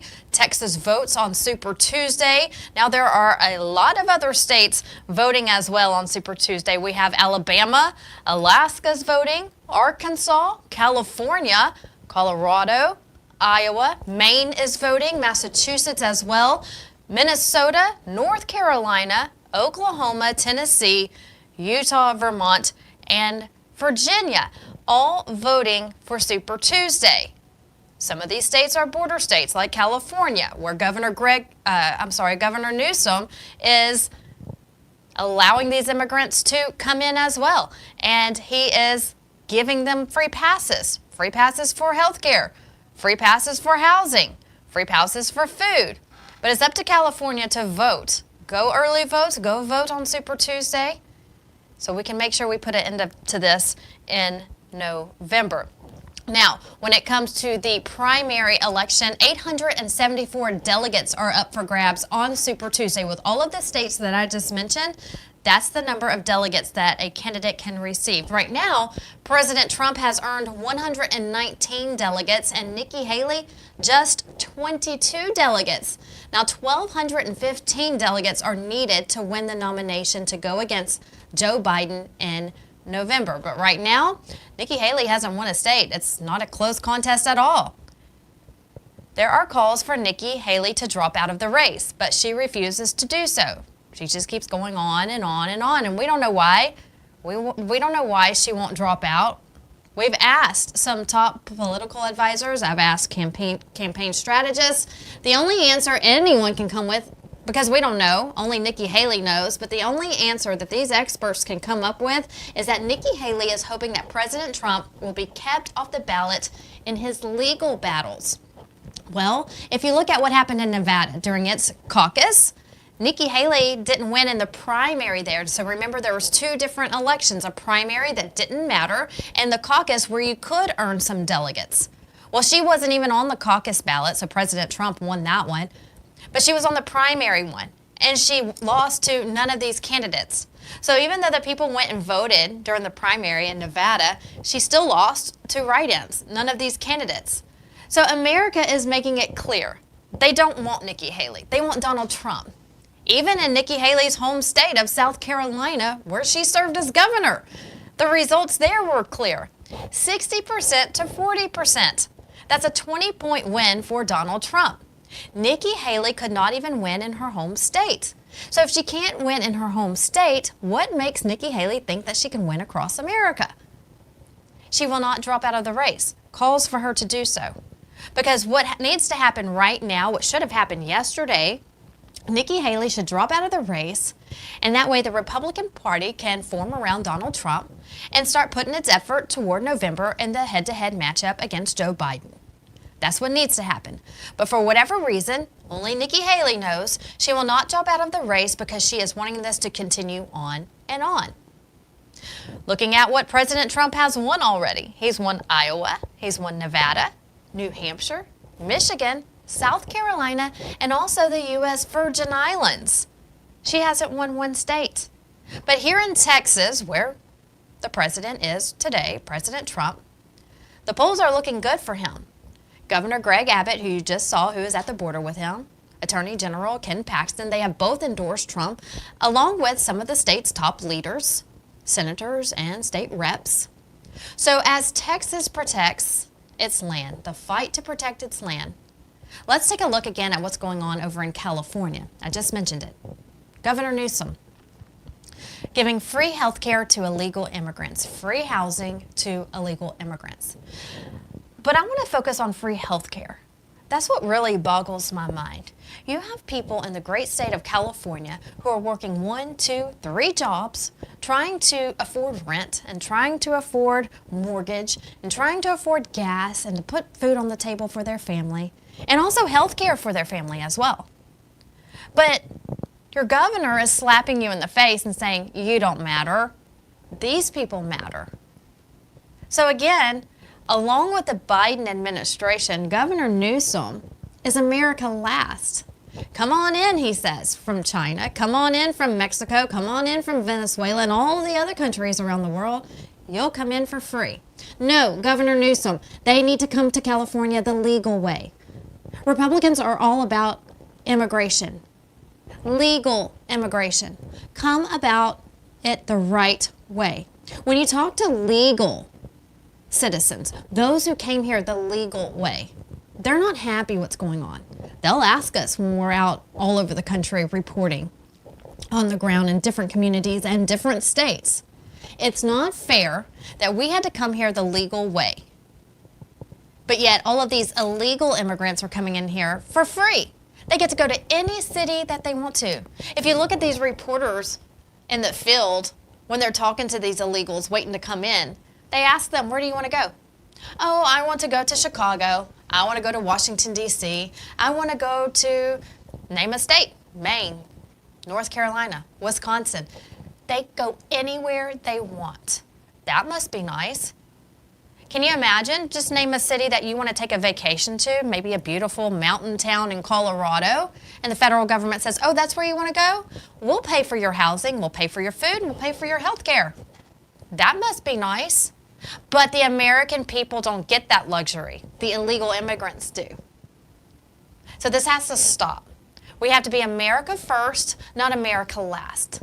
And when you have people like Governor Newsom and Joe Biden and Mayorkas who are America last, this is America that we're living in.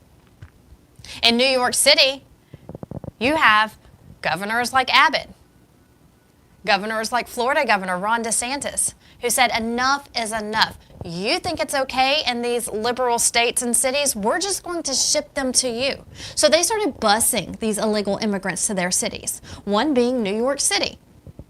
New York City has become so overrun with illegal immigrants that the mayor of New York City is asking for help from the Biden administration and from the federal government because they just can't afford to house them anymore. Hello?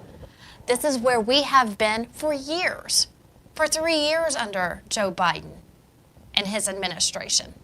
So now these Democrat-run cities and Democrat-run states are seeing the struggle that the border states and the border cities like Eagle Pass have been feeling all along. But it has to stop. We cannot afford another 4 years of Joe Biden and his administration and keep doing this. We have to put President Trump back in office. His policies worked. Finish building the wall. Keep the razor wire up in Texas. Stop all the nonsense and the political games. Close our border. Get the illegals that are in here out. And put America first. These legal immigrants, these legal migrants who came to America to live the American dream, who came here the legal way, they're working. They're bettering our communities. They're providing for their families. They're putting them in good schools. They came to live the American dream. They ask me, what is the American dream anymore? The American dream is now the illegal immigrant dream for Joe Biden.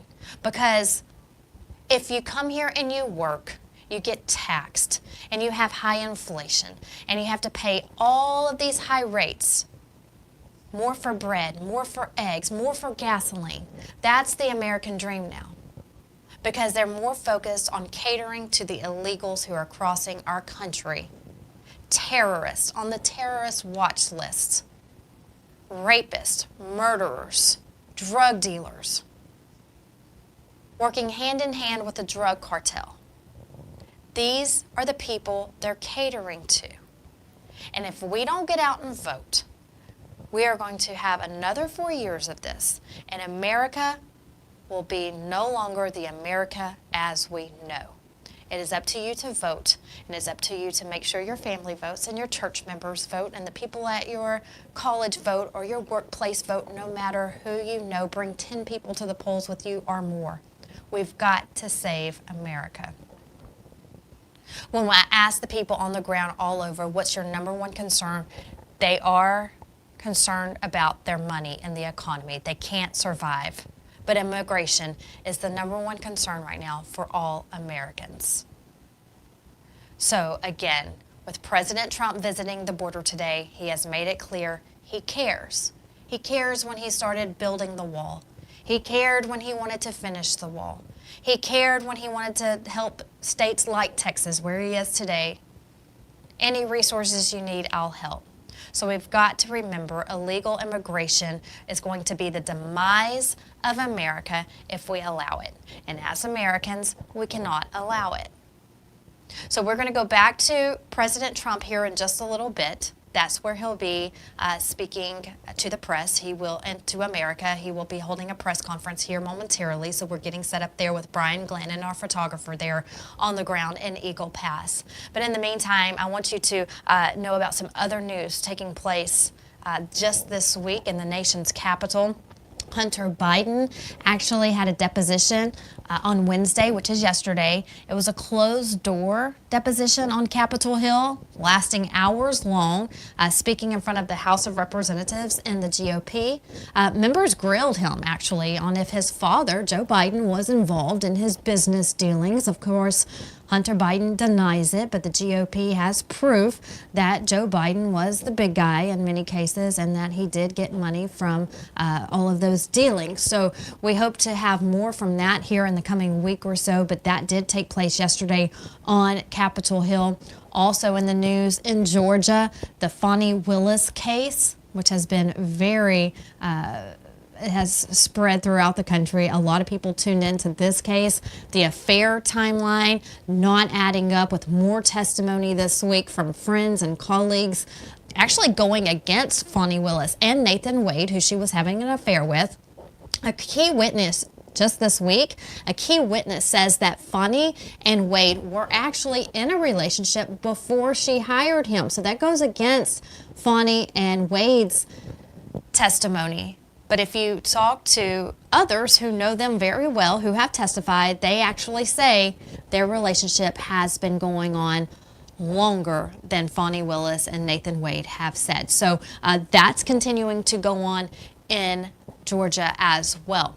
Poll numbers, we continue to watch poll numbers as they come in. I'm a big fan of interactive polls. President Trump uses that on Truth Social as well. Always a good source to go to with the daily poll numbers that are coming out. But I want to look at some other polls today that just came out.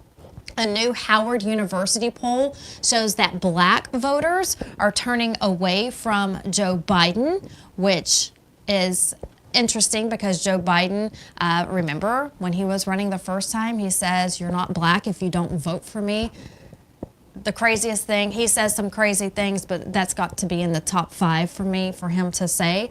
But yes, President Trump doing very well right now with the black voters, according to that poll. Also, a University of Oregon poll shows that Joe Biden is struggling with young voters, which is great to see because there's a push to get more young voters out. When they go off to college, they get brainwashed by professors and the college life, and so they may turn to Democrat and all the liberal ways.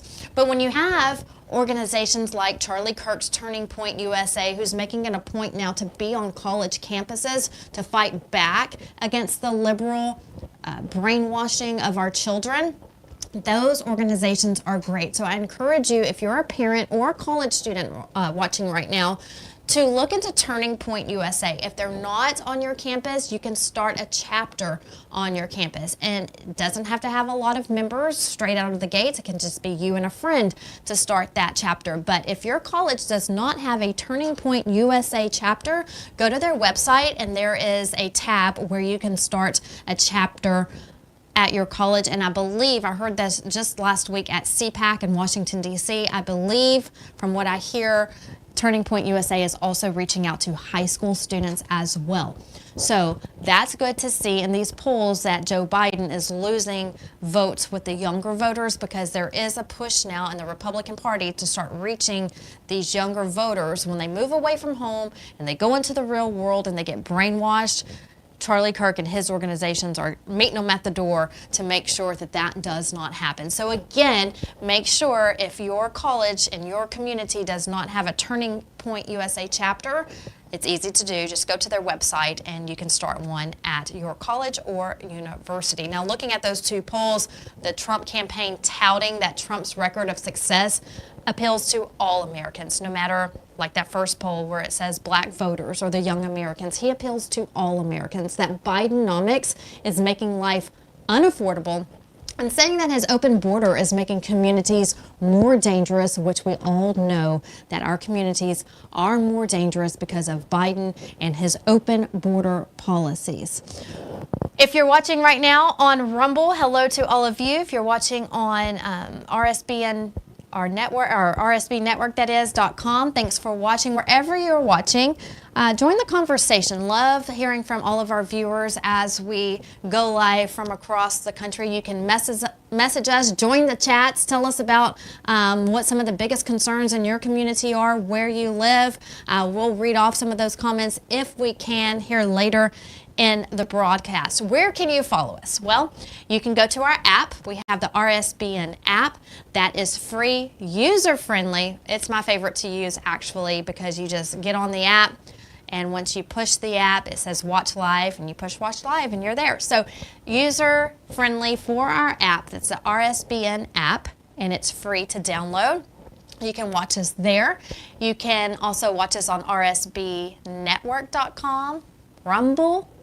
You can go to locals on Rumble as well, YouTube, X, formerly known as Twitter, Instagram, Facebook. So we're all over the place. You can watch us anywhere on those social media sites. We're also on Truth Social, so give us a follow there as well.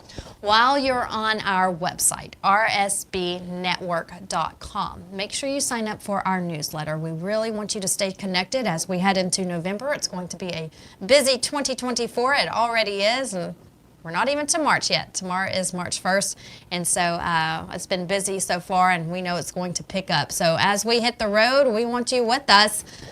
So sign up for our newsletter on our website, rsbnetwork.com. Many of you reach out to me as well. Met a lot of great people last week at CPAC in Washington, D.C. While I was there, met great conservatives from all over the country, from the young to the old. So many people. It was just a great conference, as it is every year. Connected with a lot of new friends on my social media pages. I encourage you to do so as well. You can join the conversation and chat with me there as well. You can go to my Instagram, my X, which is Twitter, Truth Social pages. That's at Vanessa Broussard. Just search my name, Vanessa Broussard, and I'm happy to connect with all of you. A quick programming note as we wait for President Trump to take the stage there in Eagle Pass, Texas. We have a busy few days coming up, and we want you to join us. So mark your calendar that on Saturday we'll be in North Carolina. Brian Glenn and Scott Delfaco will be there. Also on Saturday, I'll be in Virginia with Matthew Alvarez. We'll be in Richmond for a Get Out the Vote rally with President Trump. Then on Super Tuesday, which is Tuesday of next week, that's Election Day for many states, we'll have team coverage as the results come in, so stay connected with Right Side Broadcasting Network. So busy couple of days coming up, but we're glad you're joining us, and we're glad that you are following along with us throughout this campaign trail, your campaign headquarters. Okay, we're hearing that we're still waiting for President Trump to take the podium in Eagle Pass, Texas. Texas, huge border state, Governor Abbott doing what he can to protect the border. If you follow him on X, you will see that he does a lot of posting almost daily about what's going on at the border. He keeps his citizens, the residents of Texas, updated on what's happening at the border. He has done what he can, when it comes to protecting the border on land and in the water. And no matter what he does, he gets flack from the federal government. He has installed barriers in the water, in the river there, to try to stop some of these illegal immigrants from crossing over. He's also installed razor wire there at the border, which made news headlines just a couple of weeks ago because the Biden administration says that that is inhumane and that those razor wires need to be taken down.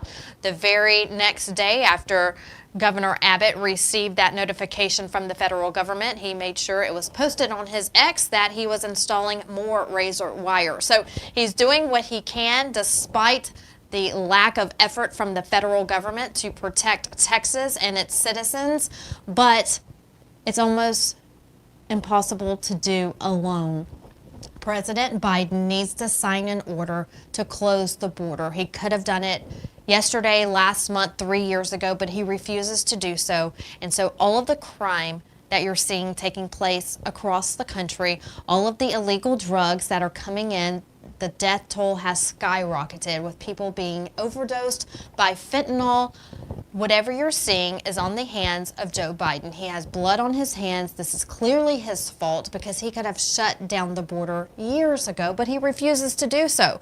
So he decided when President Trump made the announcement that he was coming to the Texas border that he would visit the Texas border today as well. Not because he cares, because again, if he cared, he would sign an order to close the border, but it's just a photo op for him to take a picture and say he's there, and the mainstream media will wag their tails and say, look at him, he's there at the border, he's doing what he can. No, he's not. It's a photo op only because President Trump is there today.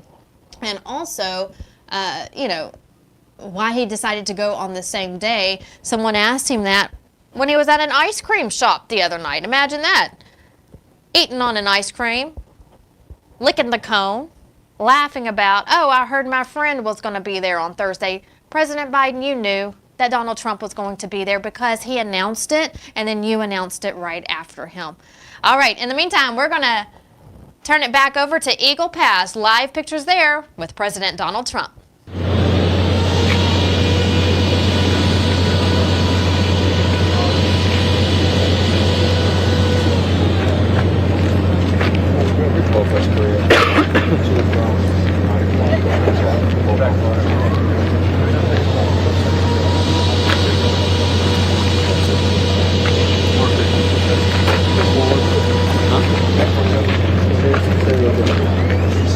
All right, guys, let's go. Let's go. Come on.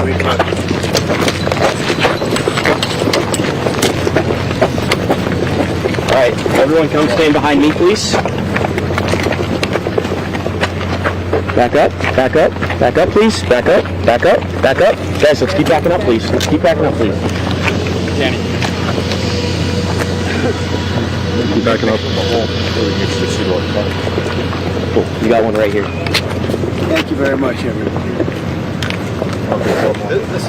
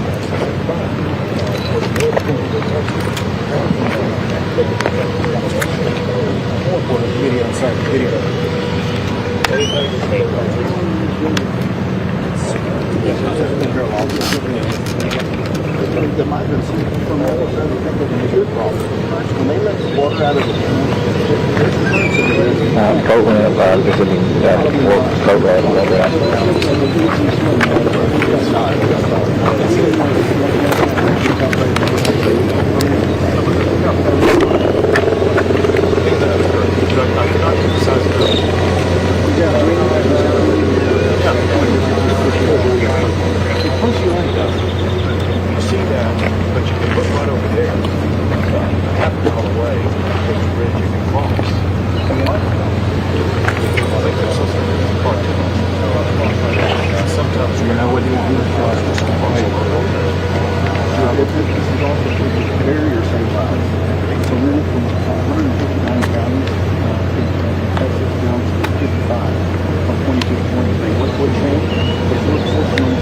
of these dangerous areas to a bridge.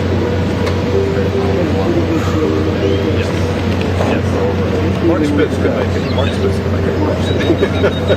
But what we see is mothers kind of carrying a child on their shoulders, right? Yeah. That's how it happens.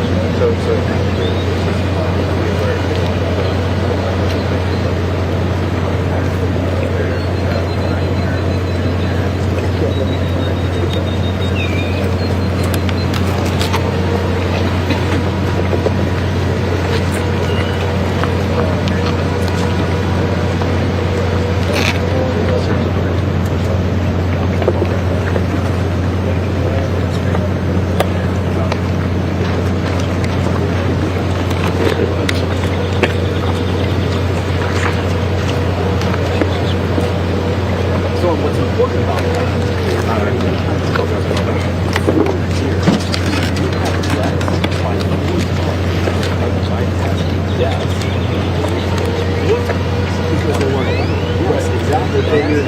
it's the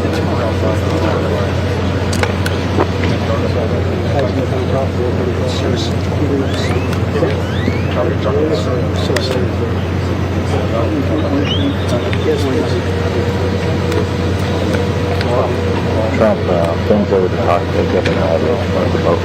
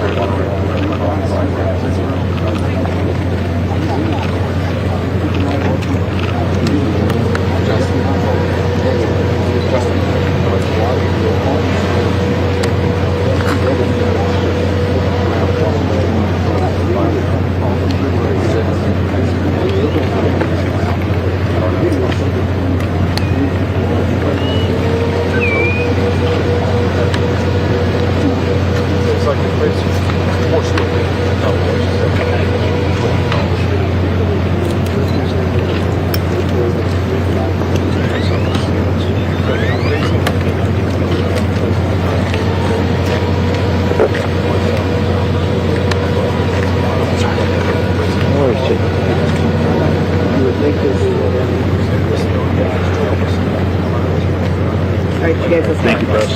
Thank you, guys. We gotta go. All right. Now we gotta roll.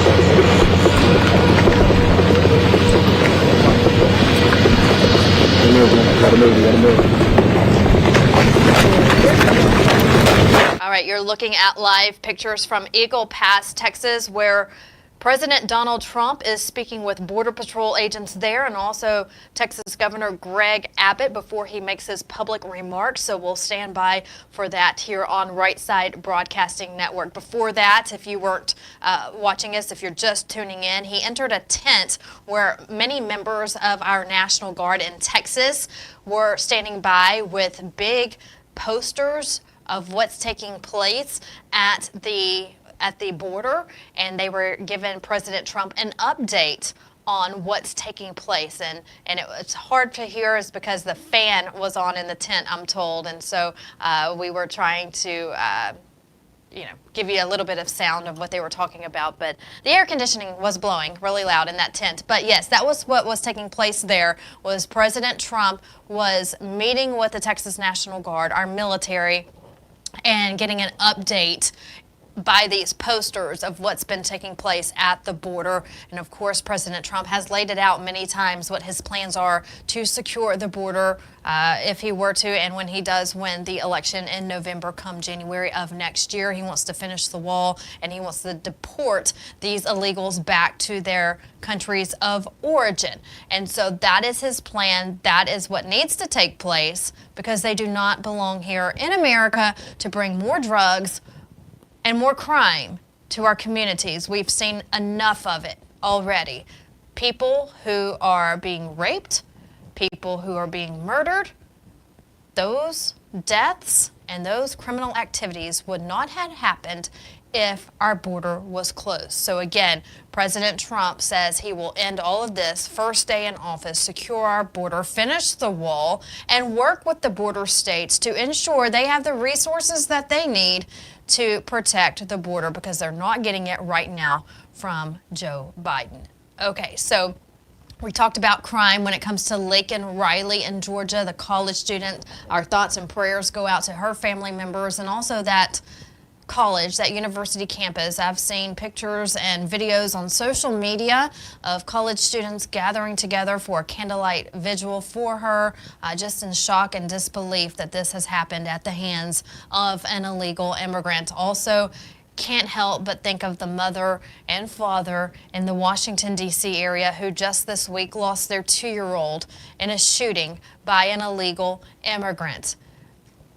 And then also in Louisiana, borders the Texas state, a 14-year-old raped by an illegal immigrant. So all of these cases that we're just mentioning, there's so many more, but those are the 3 that's happened in the last couple of days that have made top news headlines. But there are so many more criminal activities going on. Look in New York City, where our police officers are being beaten in the streets by illegal immigrants. None of this should be going on. None of this should happen. It needs to stop today, and it needs to stop right now. They're bringing crime and they're bringing drugs into all states, not just our border states. So again, this is all in the hands of President Joe Biden. It is his fault. He is in Texas today on the heels of President Trump making his visits. Talked about it earlier. This is just a photo op from him. Don't believe anything you see on the mainstream media, because they're going to tell you it's great, it's wonderful, he cares.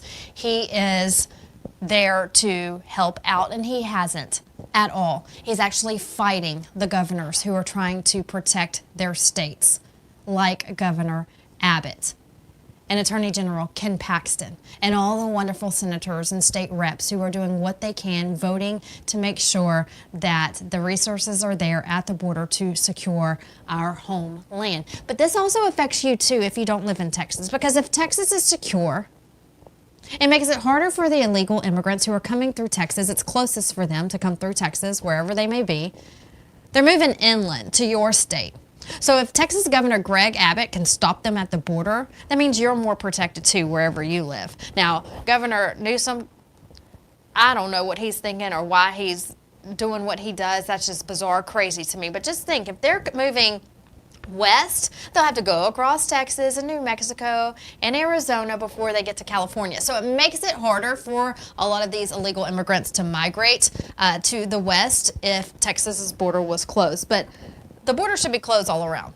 I was actually talking to a viewer just a couple of weeks ago who lived up north, and she told me, she said, hey, we have to deal with the southern border and the northern border, because the northern border doesn't really get much, news time, but we have a little bit of that going on there as well. So illegal immigration, a huge concern in the United States of America. We're going to toss it right back over to our Brian Glenn. Brian?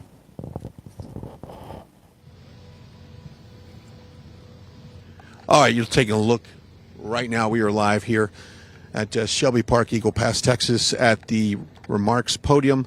We are moments away from President Trump is on the other side of this barrier, surveying the border there with Governor Greg Abbott as well. I expect him and others to make their way back here to the podium for a few remarks. If you're just now joining us, welcome. Vanessa Broussard live in the studio, Brian Glenn here on location in Eagle Pass, Texas, and we appreciate you tuning in on this beautiful day here in South Texas. And of course, the story has been most of the last couple years, it is about the border, securing our southern border, and it's been one of the number one issues in terms of the election.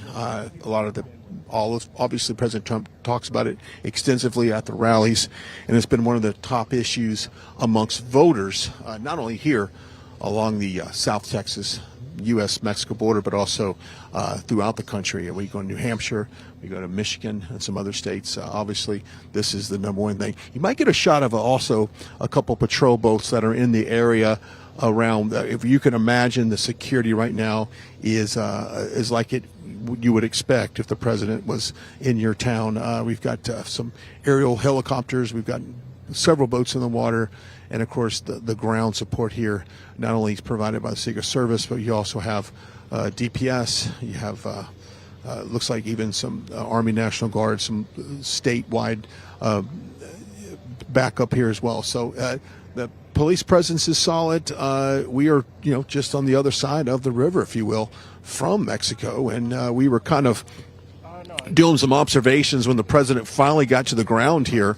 We noticed that the international bridge here, and there's several bridges that go across in this area, but this one particular that's literally a few hundred yards behind us, they were still open. Traffic was going in and out of Mexico and U.S. So that bridge remained opened during the president's visit here on the ground, which I thought was interesting. Also, we can look across the bridge on the Mexico side, and you can see a lot of people on top of some overpasses, on top of some roofs, trying to get a peek of what's going on down here, because this is a very historic moment. I mean, you've got a crisis here in this country, the number one issue according to voters, and you've got President Trump here. And, of course, a few hundred miles south of us, you've got President Joe Biden visiting the Brownsville area, which in terms of the severity of the border crisis, I wouldn't say that necessarily is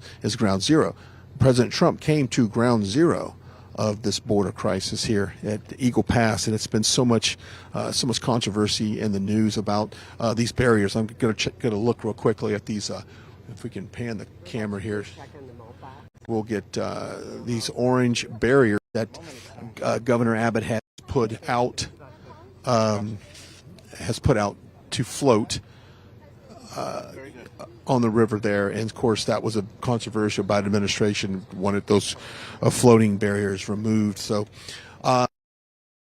in my opinion, Governor Abbott has done just about everything he could do within the power that he is given and the resources that he has to secure this Texas U.S. border. And as a Texan, I will tell you, I am in 100% support of what Governor Greg Abbott has been doing and will continue to do on this. Now, we are starting to see some of the media push away, which leads me to believe we're probably moments away from seeing the president. As you can see, some of the photographers making their way through here as well. And we'll get in position for that. If you join us, Brian Glenn, live here in Eagle Pass, Texas, awaiting President Trump remarks here. Governor Greg Abbott, Brandon Judd, I've seen walking with the president as they make their way over to the podium here. And from what I've been told, after these remarks, he'll go over and record a town hall with Sean Hannity, which will, I guess, air later tonight. But let's just listen in as we're live here. Eagle Pass, Texas. Shelby Park. As President Trump tours the Texas U.S. Let's listen in.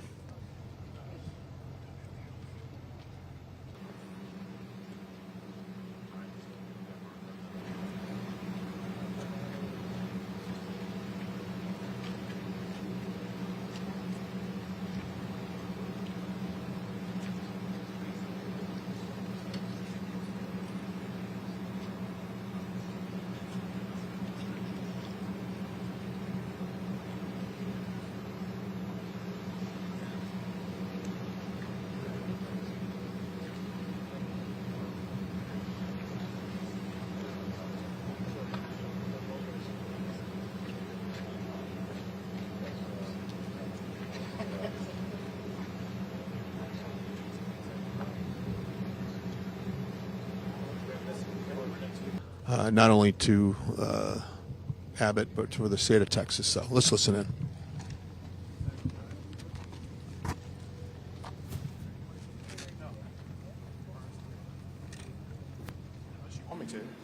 Well, we'll go tie. Okay? That's great, Governor. Thank you very much, everybody. This is an honor to be with you. We've been spending a lot of time with the governor and everybody. Texas, and the job they've done is incredible. But, sadly, we're saying it's a military operation. It's an amazing job. And if you look at Arizona, they haven't done anything. Their governor hasn't done a thing, and the governor in California hasn't done a thing. People are flowing through there like nothing, but Texas is very secure and is going to be even more secure by the time you finish, which will be soon. And I just want to thank some friends of mine. Brandon Judd has been a friend from day one. He knew what we were all about and knew what we were saying and doing, and I think we were ahead of our time. And General Thomas Sulzer was somebody that was always right there and understands this Texas military department about as well as you could have. I think he understands war, because that's what you're in. You're in a war. And William Mike Gorby, you know who he is, and he's been fantastic. It's just an incredible group that you've put together, fortunately. I might ask Brandon to say a couple of words, because right at the beginning we were into it. We saw what was happening, and the governor was there, and then he really stepped it up. It's been amazing. I came when I was lucky enough to receive his endorsement. I endorsed him also, and very proudly endorsed him. And a lot of things have happened in the last little while, but this is an incredible operation. Brandon, would you like to say a couple of words, please? Absolutely. Thank you, sir. President, thank you. Thank you. Sir, I want you to know, your agents, my agents, they're mad as hell.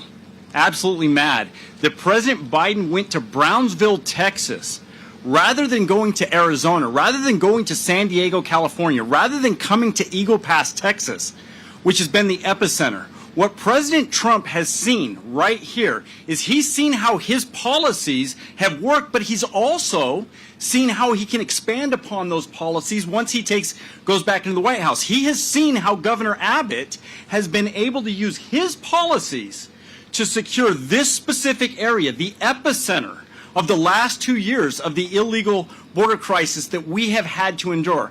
And your agents, President, they are pissed.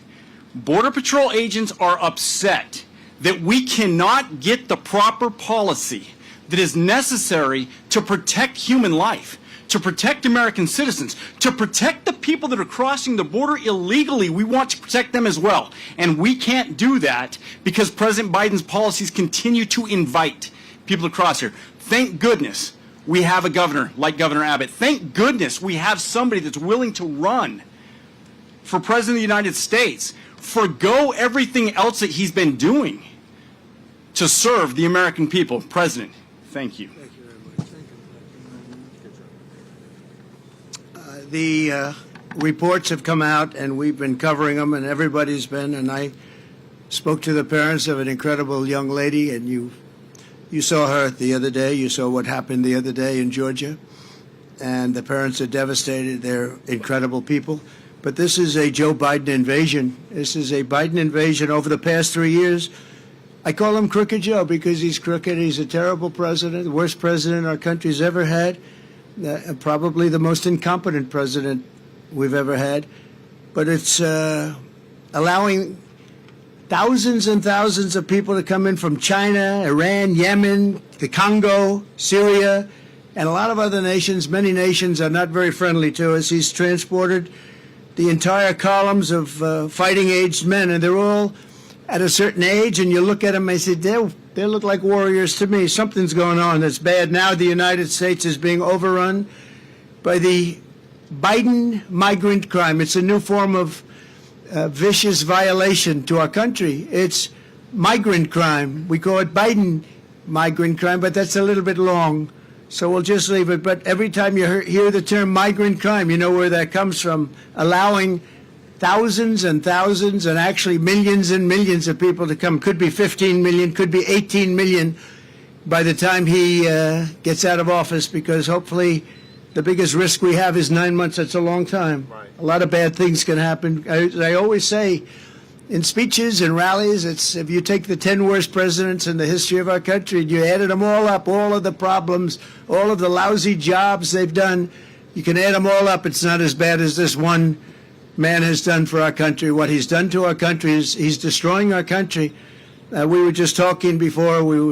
The general was saying, he can't believe what's happening. He can't believe it. It's so sad. Last year, almost half of all ICE arrests were criminal aliens charged for more than 33,000 assaults, 3,000 robberies, 6,900 burglaries, 7,500 weapons crimes. This is all migrant crime. 4,300 sex crimes, 1,600 kidnappings, and 1,700 homicides and murders. These are the people that are coming into our country. And they're coming from jails, and they're coming from prisons, and they're coming from mental institutions, and they're coming from insane asylums, and they're terrorists. They're being let into our country. And it's horrible. It's horrible. And, you know, I know many of the leaders of these other countries that are doing it, and it's not just South America, it's all over the world. The Congo, a very big population coming in from jails from the Congo. You look at the jails now, you take a look at the jails throughout the region, but more importantly, throughout the world. They're emptying out because they're dumping them into the United States. And these guys try and make like, oh, isn't it wonderful? They don't have a clue. I think they're looking for votes. They're looking for something. Nobody's really been able to tell me how anybody could want it. You know, you're always in business. You always want to understand the other side. You want to figure it out so you can do something that's good or bad, depending on what you're looking for. But nobody can explain to me, because everybody I speak to says how horrible it is. Nobody can explain to me how allowing millions of people from places unknown, from countries unknown, who don't speak languages. We have languages coming into our country. We have nobody that even speaks those languages. They're truly foreign languages. Nobody speaks them.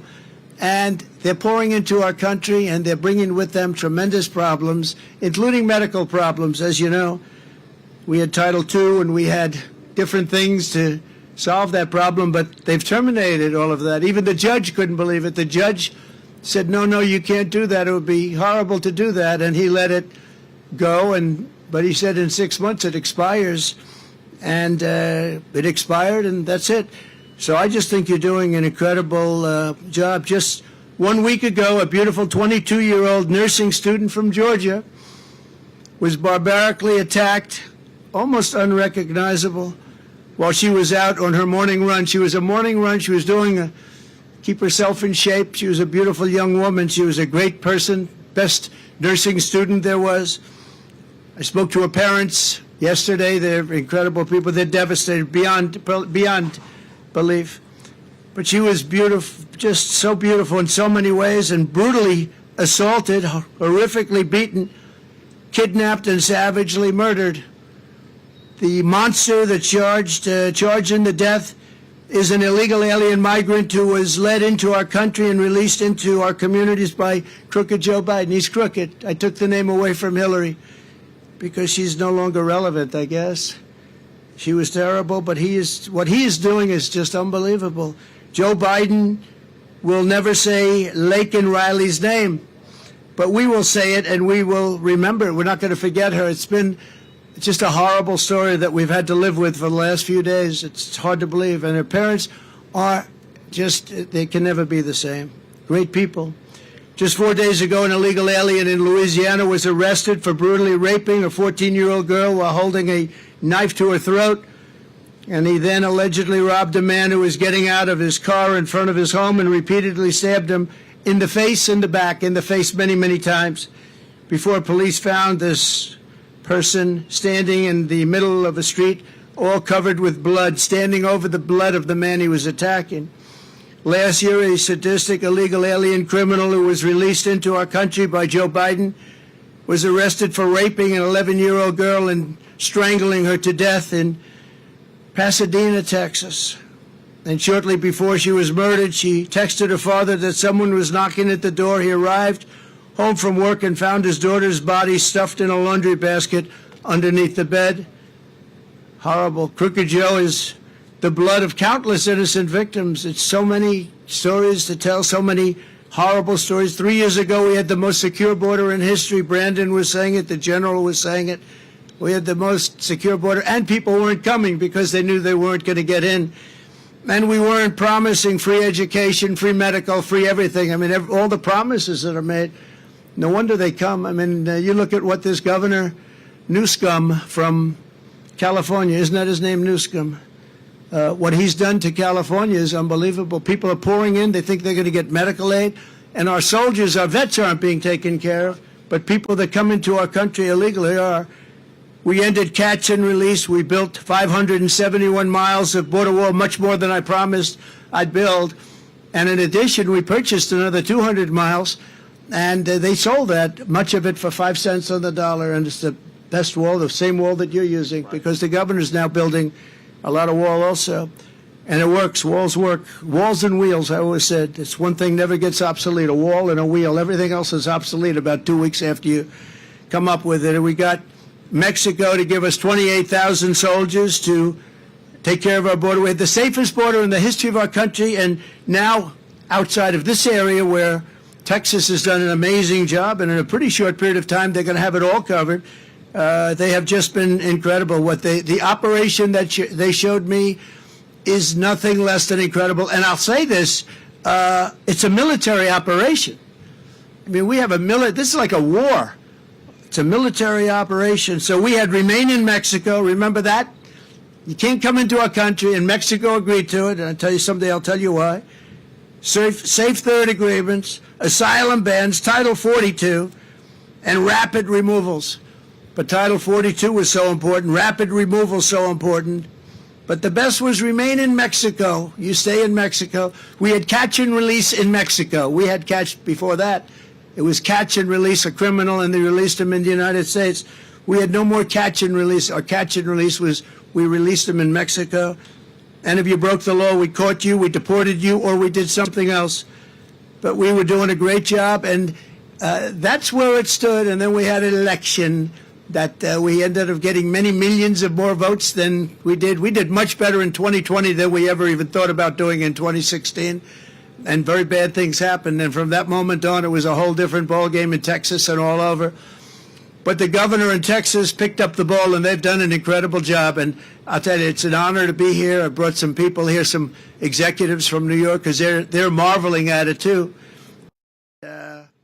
You're doing your job. Now we have to find out what's going on the side, each side, because Arizona's not doing their job. You have a Democrat, liberal, or more than that, governor that probably doesn't want to do anything. So people are just pouring in through Arizona, and they're pouring in through the beautiful state, the once beautiful state, still beautiful, I guess, but they have a lot of crime and a lot of problems, California, because the governor's not doing his job in California. He's doing a terrible job. He talks a good game. You know, he talks about how wonderful things are, but he's wrong. And they have a big outflow of people that pay taxes, people that don't commit crime. They're leaving. A lot of them are leaving. So I just want to thank the governor. I want to thank this incredible group of talent behind me. And we just went through something very, very special. We did a tour, and we did it through all sorts of cameras. They're all over the place. I don't know. They're in the sky. They're in satellites. They're on the top of those light poles. They're all over the place. And you really have it done. And I'm very appreciative of it, Governor. You did a great job, and you're my friend. And it's an honor to have your support and your endorsement. And likewise, me to you. Thank you very much. Great to be here. Thank you. Well, first of all, thank you, President Trump, for being back in Texas. You being here shows that today is a day of an extraordinary contrast. We have President Trump back in the state of Texas, literally on the border itself, a place that he's been to many times, talking about all the things that he's done to secure the border. At the very same time, we have President Biden down in Brownsville, Texas, which was an obligatory visit by him. He'd never been to the border. In fact, I don't think he's on the border itself right now. He's in some sanitized location in the Brownsville area, not seeing the razor wire that Texas has put up around Brownsville. And he announced that he was going to Brownsville after it was already known that President Trump was coming to the state of Texas. It just goes to show that Biden does not care about either Texas or the border and what's going on. As a result, you see a disaster. The United States of America is dealing with more deadly consequences than we have in our entire lifetime because of Joe Biden's policies on the border. And it did not have to be this way. As President Trump just talked, there were 4 policies that he put in place that led to the lowest illegal border crossings in about 4 decades. The end of catch and release, the Title 42 policy, the Remain in Mexico policy, and building the border wall. All Joe Biden had to do to secure the border was to keep in place what President Trump put in place in the first place. But instead, what Joe Biden did, he signed executive orders eliminating all of the effective policies that President Trump put in place. And then Joe Biden did something even worse. Joe Biden lied to America when he told America that he needed Congress to pass laws for him to be able to do something about the border. Because there are 3 laws that Congress has already passed that are on the books right now that Biden could and should enforce. One is a law that requires the Biden administration to deny illegal entry into the United States, like what Texas is doing right here and like what President Trump did. He's not denying illegal entry. President Biden is aiding and abetting illegal entry. The second law requires the president's administration to detain anybody who does get here illegally. Biden is not detaining them. He's releasing them across the entire country. The third law that Congress already has on the books is a law that requires the Biden administration to build border barriers like what Texas has built, like what President Trump has built. And Biden not only is not building any borders, Biden is using every tool that he can to tear down the borders that Texas is putting up in our state. And because what Biden is doing has endangered our country, as President Trump was telling you the stories, not a week goes by without an American either losing their life, being raped or assaulted by somebody that Biden has allowed in our country illegally. The fact of the matter is, because of Joe Biden's policies and the more than 8 million people who have crossed the border, the United States of America is being invaded. And because Joe Biden is not doing his job to step up and secure the border, Texas has invoked the authority provided to us in Article 1, Section 10 of the United States Constitution to declare an invasion and for Texas to defend ourselves from the crimes that are being caused by Joe Biden. Very quickly, here's what Texas is doing. Texas is the only state in the history of America to build our own border wall. And we did not reinvent the wheel. We're just building the very same wall that President Trump put up. Second, we deployed those big orange buoys into the Rio Grande that are effective at denying illegal entry. And Joe Biden filed a lawsuit to try to put a stop to it. Even though that lawsuit is tied in the courts right now, those buoys remain in the Rio Grande River as we speak right now. The third thing is we have tremendous members of the Texas National Guard led by General Seltzer. And General, thank you. And also I want to take this time to thank Martin Freeman from the Texas Department of Public Safety and Mike Banks, where we have our own border czar. Mike Banks has spent more time as the Texas border czar in one day than the United States border czar has spent in her entire tenure. And I want to thank Mike Banks for his job as a former Border Patrol agent and now as the Texas border czar. But what our National Guard has done, they have sealed off this entire park and taken it over because this area was being used by the Biden administration to violate the laws of the United States of America. And I said, I will not allow this Texas land to be used by the Biden administration to violate American laws. And I asked the National Guard to take it over, and they did in one day. But this is the important fact. Since they took it over, the number of people that used to come across the border before were 3,000, 4,000, sometimes 5,000 people a day.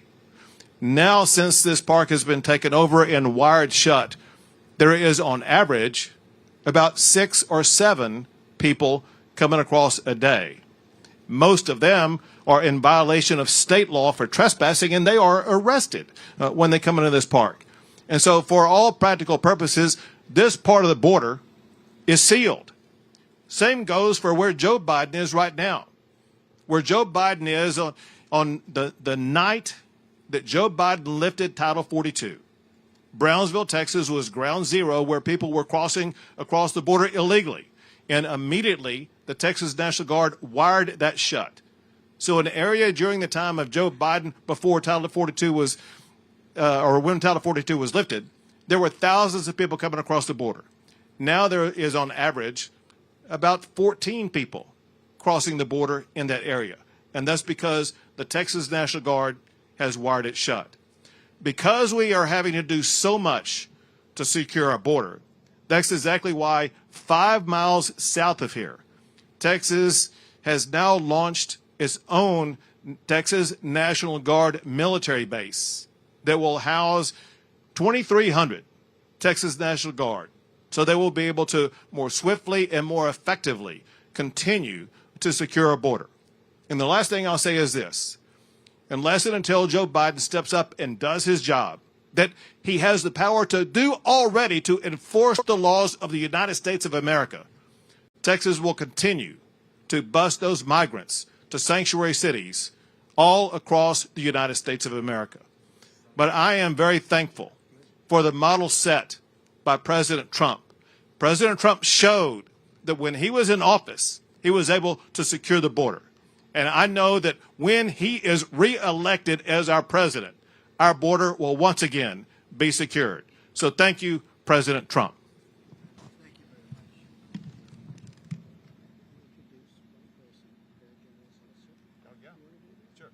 At this time, I would like to introduce you to the person leading the effort on behalf of the Texas National Guard, General Seltzer.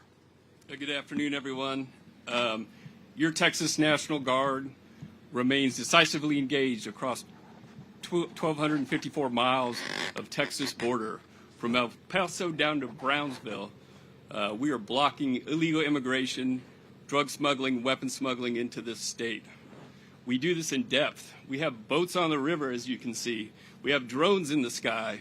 We have a radar truck right over there that can track 300 targets at once.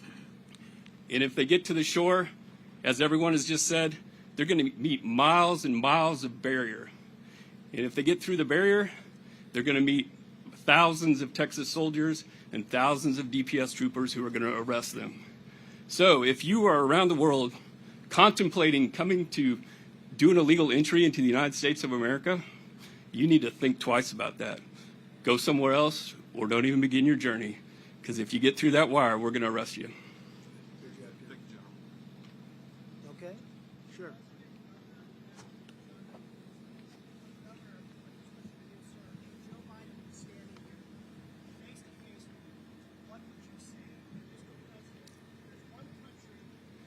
In Venezuela, there's one leader, dictator, I should say, you didn't mention, Nicolas Maduro. What should the United States do to deal with Maduro, his cartel of the Suns, and also the Mexican cartels, which are making billions of dollars in human smuggling? Sure. Governor, I'll go and Sure. go ahead. Listen, I would, if Biden were here, I would tell him exactly what I told him when I met him on the tarmac in El Paso. The last time he visited Texas, and on the tarmac in El Paso, I handed him a one-page document that listed all the items I talked about here about the laws that already exist that he can enforce to secure the border. So I handed him that document and also handed it to Secretary Bjorkas, who was there at the time. And I told them there are these 3 simple strategies that you can take right now to secure the border to stop all the madness that's taking place. They said they would take a look at it. I've not heard from them since that time. In Venezuela, it's a very terrible situation. When I left, they were in very bad shape. We would have done something very easily with them, just like we had a lot of countries in very bad shape. As you know, just to go to a different part of the world, Iran was broke, and they weren't going to be attacking Israel. They had no money. They weren't giving it to Hamas. They weren't giving it to Hezbollah. They weren't giving it to anybody. They didn't have it. Now they're a rich country again.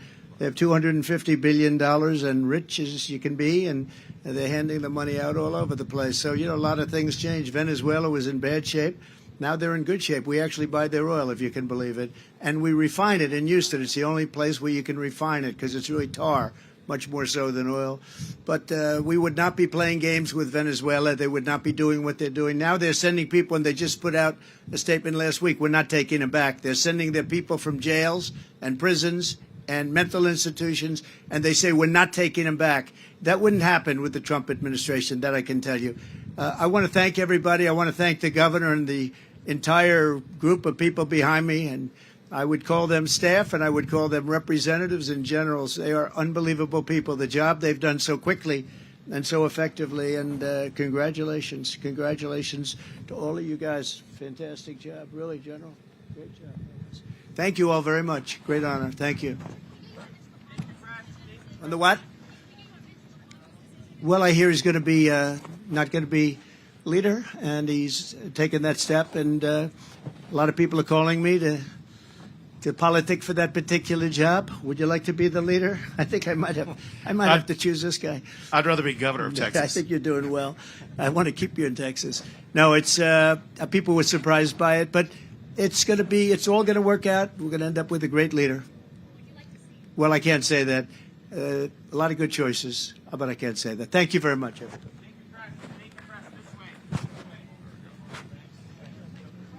Few remarks with the press. All right, President Trump taking a couple of questions here from the press that's gathered here. Obviously, President Trump making it clear that the crisis is very much centered right here in Eagle Pass, not necessarily down in Brownsville or down in El Paso region as well. All right, I'm going to toss the coverage over to Vanessa, who is live in the studio to take us home. Vanessa, back to you. All right, so we are wrapping it up there in Eagle Pass, hearing from President Trump as well as Governor Greg Abbott. Those two just spoke about how important it is to secure the Texas border, but not just in Texas. You heard the president for their borders as well, because illegal immigrants are flooding into those states. But we mentioned that earlier. Texas is doing its part, but we need all of the border states to do their part. So if you live in Arizona or if you live in California, hammer your officials to make sure that they secure your state's border so we can protect America, because the federal government is not doing so. And you also heard from one of the officials on the ground who says that the Texas National Guard and law enforcement officers and military on the border who work there day in and day out are mad as hell. That is a quote. They're mad as hell. They should be. They have a right to be, because they don't have the resources that they need coming from the federal government, just from the state of Texas. So thank goodness, thank God for Texas. God bless that great state, because they are doing what they can, and we appreciate the men and women who are on the ground every single day, risking their lives, protecting our nation. So thank you to those who serve. Also, a programming note before we wrap this up. Don't forget, we'll be in North Carolina on Saturday. Brian Glenn and Scott DeFalco will be there covering a Trump event there. Also in Virginia on Saturday, I will be there in Richmond with Matthew Alvarez for a Get Out the Vote rally. So a busy day for RSBN and President Trump as he heads to Virginia and North Carolina. Then on Tuesday, that is Super Tuesday, stay with Right Side Broadcasting Network, your campaign headquarters for the 2024 election. We will have full team coverage. Brian Glenn and I will be with President Trump and his campaign as those results come in on Tuesday, Super Tuesday. Stay connected with Right Side Broadcasting Network. If you are looking to invest in your future, don't forget about the Birch Gold Group. Text the word Trump to 989898. They will convert your IRAs and 401ks into gold. They will come up with a plan that best fits you. Just text the word Trump to 989898. You'll get a free information kit. A representative will call you, and this plan will be just for you and what best serves your needs. Prepare for the next sickness, the next pandemic, whatever the case may be. We don't know. It's the fear of the unknown, but don't have fear, and you can do so with the Wellness Company. Go to their website, MakeCareGreatAgain.com. Type in the RSBN code at checkout. You'll receive a discount on your order when you do so. But make sure you are prepared for sickness, for the unknown, for maybe another pandemic. The team of doctors, Dr. Peter McCullough and his staff, have done a wonderful job to help protect America in case we need medicine at our disposal. And you can have that in your kitchen, in your restroom, wherever you want to keep it in your house. Make sure you go to makecaregreatagain.com. Type in the RSBN code, receive a discount on your order. If you are on our website, rsbnetwork.com, make sure you sign up for our newsletter. Stay ahead of the game. Stay with us here on Right Side Broadcasting Network as we hit the campaign trail for the rest of the year.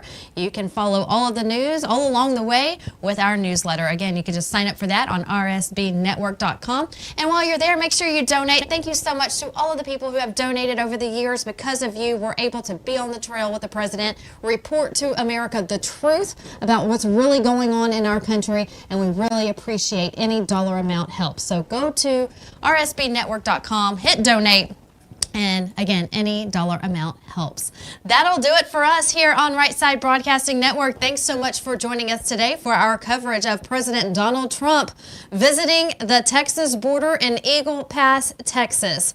Stay connected with us on air and online. We'll see you this weekend in Virginia and in North Carolina. And in the meantime, have a great night, America. Welcome to the Right Side Broadcasting Network. We're not like the other media outlets out there that cut and edit what other people say. In 2015, we were created by our founder, Joe Seals, to cover President Donald J. Trump's speeches and rallies, to which we continue to do to this day. We've also covered important conservative events like CPAC, TPUSA, March for Life, and many other important events and hearings around the country. We were made for people like you, everyday Americans who are tired of the mainstream media, who are tired of being lied to, manipulated, and fed an agenda. Our goal here at Right Side Broadcasting is to allow you to see the truth, giving our correspondents and commentators a wide latitude to speak their minds. You won't find anything like this in the mainstream media. Your support through your donations, locals, and supporting our advertisers allows us to continue to cover important events around the country each and every day. So, from us here at Right Side Broadcasting, thank you for supporting us and the right side of history. Philip Patrick joining us here from the Birch Gold Group. Now, this is where we drill it down. What can they do to ensure that they don't get tangled up in this cobweb of tragedy that's ahead, and they can secure their financial future? That's what we at Birch Gold Group specialize in. Precious metals in climates like this.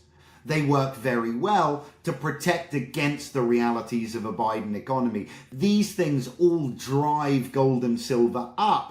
So it works as a very effective hedge against the problems we have. And like I said, the realities of Bidenomics. So I would encourage everyone to get educated, start reading. I think it's very simple. We got to text Trump to 989898. We'll give a free information kit to the viewers. Get educated, and once you see the problems, the solutions will present themselves. Thank you, Philip Patrick, the Birch Gold Group. Thank you, Brian. The honor is mine. Parents and grandparents, the 2024 Kids Guide to President Trump is here, and it's free. As a bonus, your child gets a free issue of Everbright Kids magazine and activity book, and a free video lesson. Order now at freetrumpbook.com. That's freetrumpbook.com. Looks like you've been sleeping well. Megan, he's back. The My Pillow guy. And you're looking good. Still feeling good. Well, just when you thought it couldn't get any better, we've got the best pillow ever, My Pillow 2.0. When I invented My Pillow, it had everything you'd ever want in a pillow. Well, now there's new technology that makes it even better. My Pillow 2.0 has my patented fill combined with a cooling fabric with temperature regulating thread. My Pillow 2.0 is truly the next generation of My Pillow. Now's the time to go to mypillow.com or call the number on your screen. Use the promo code to save 50% on your My Pillow 2.0. Not only that, for a limited time, your entire order ships absolutely free. You're sleeping even better. And cooler, too. And you're looking good. Feeling good. I knew you would. mypillow.com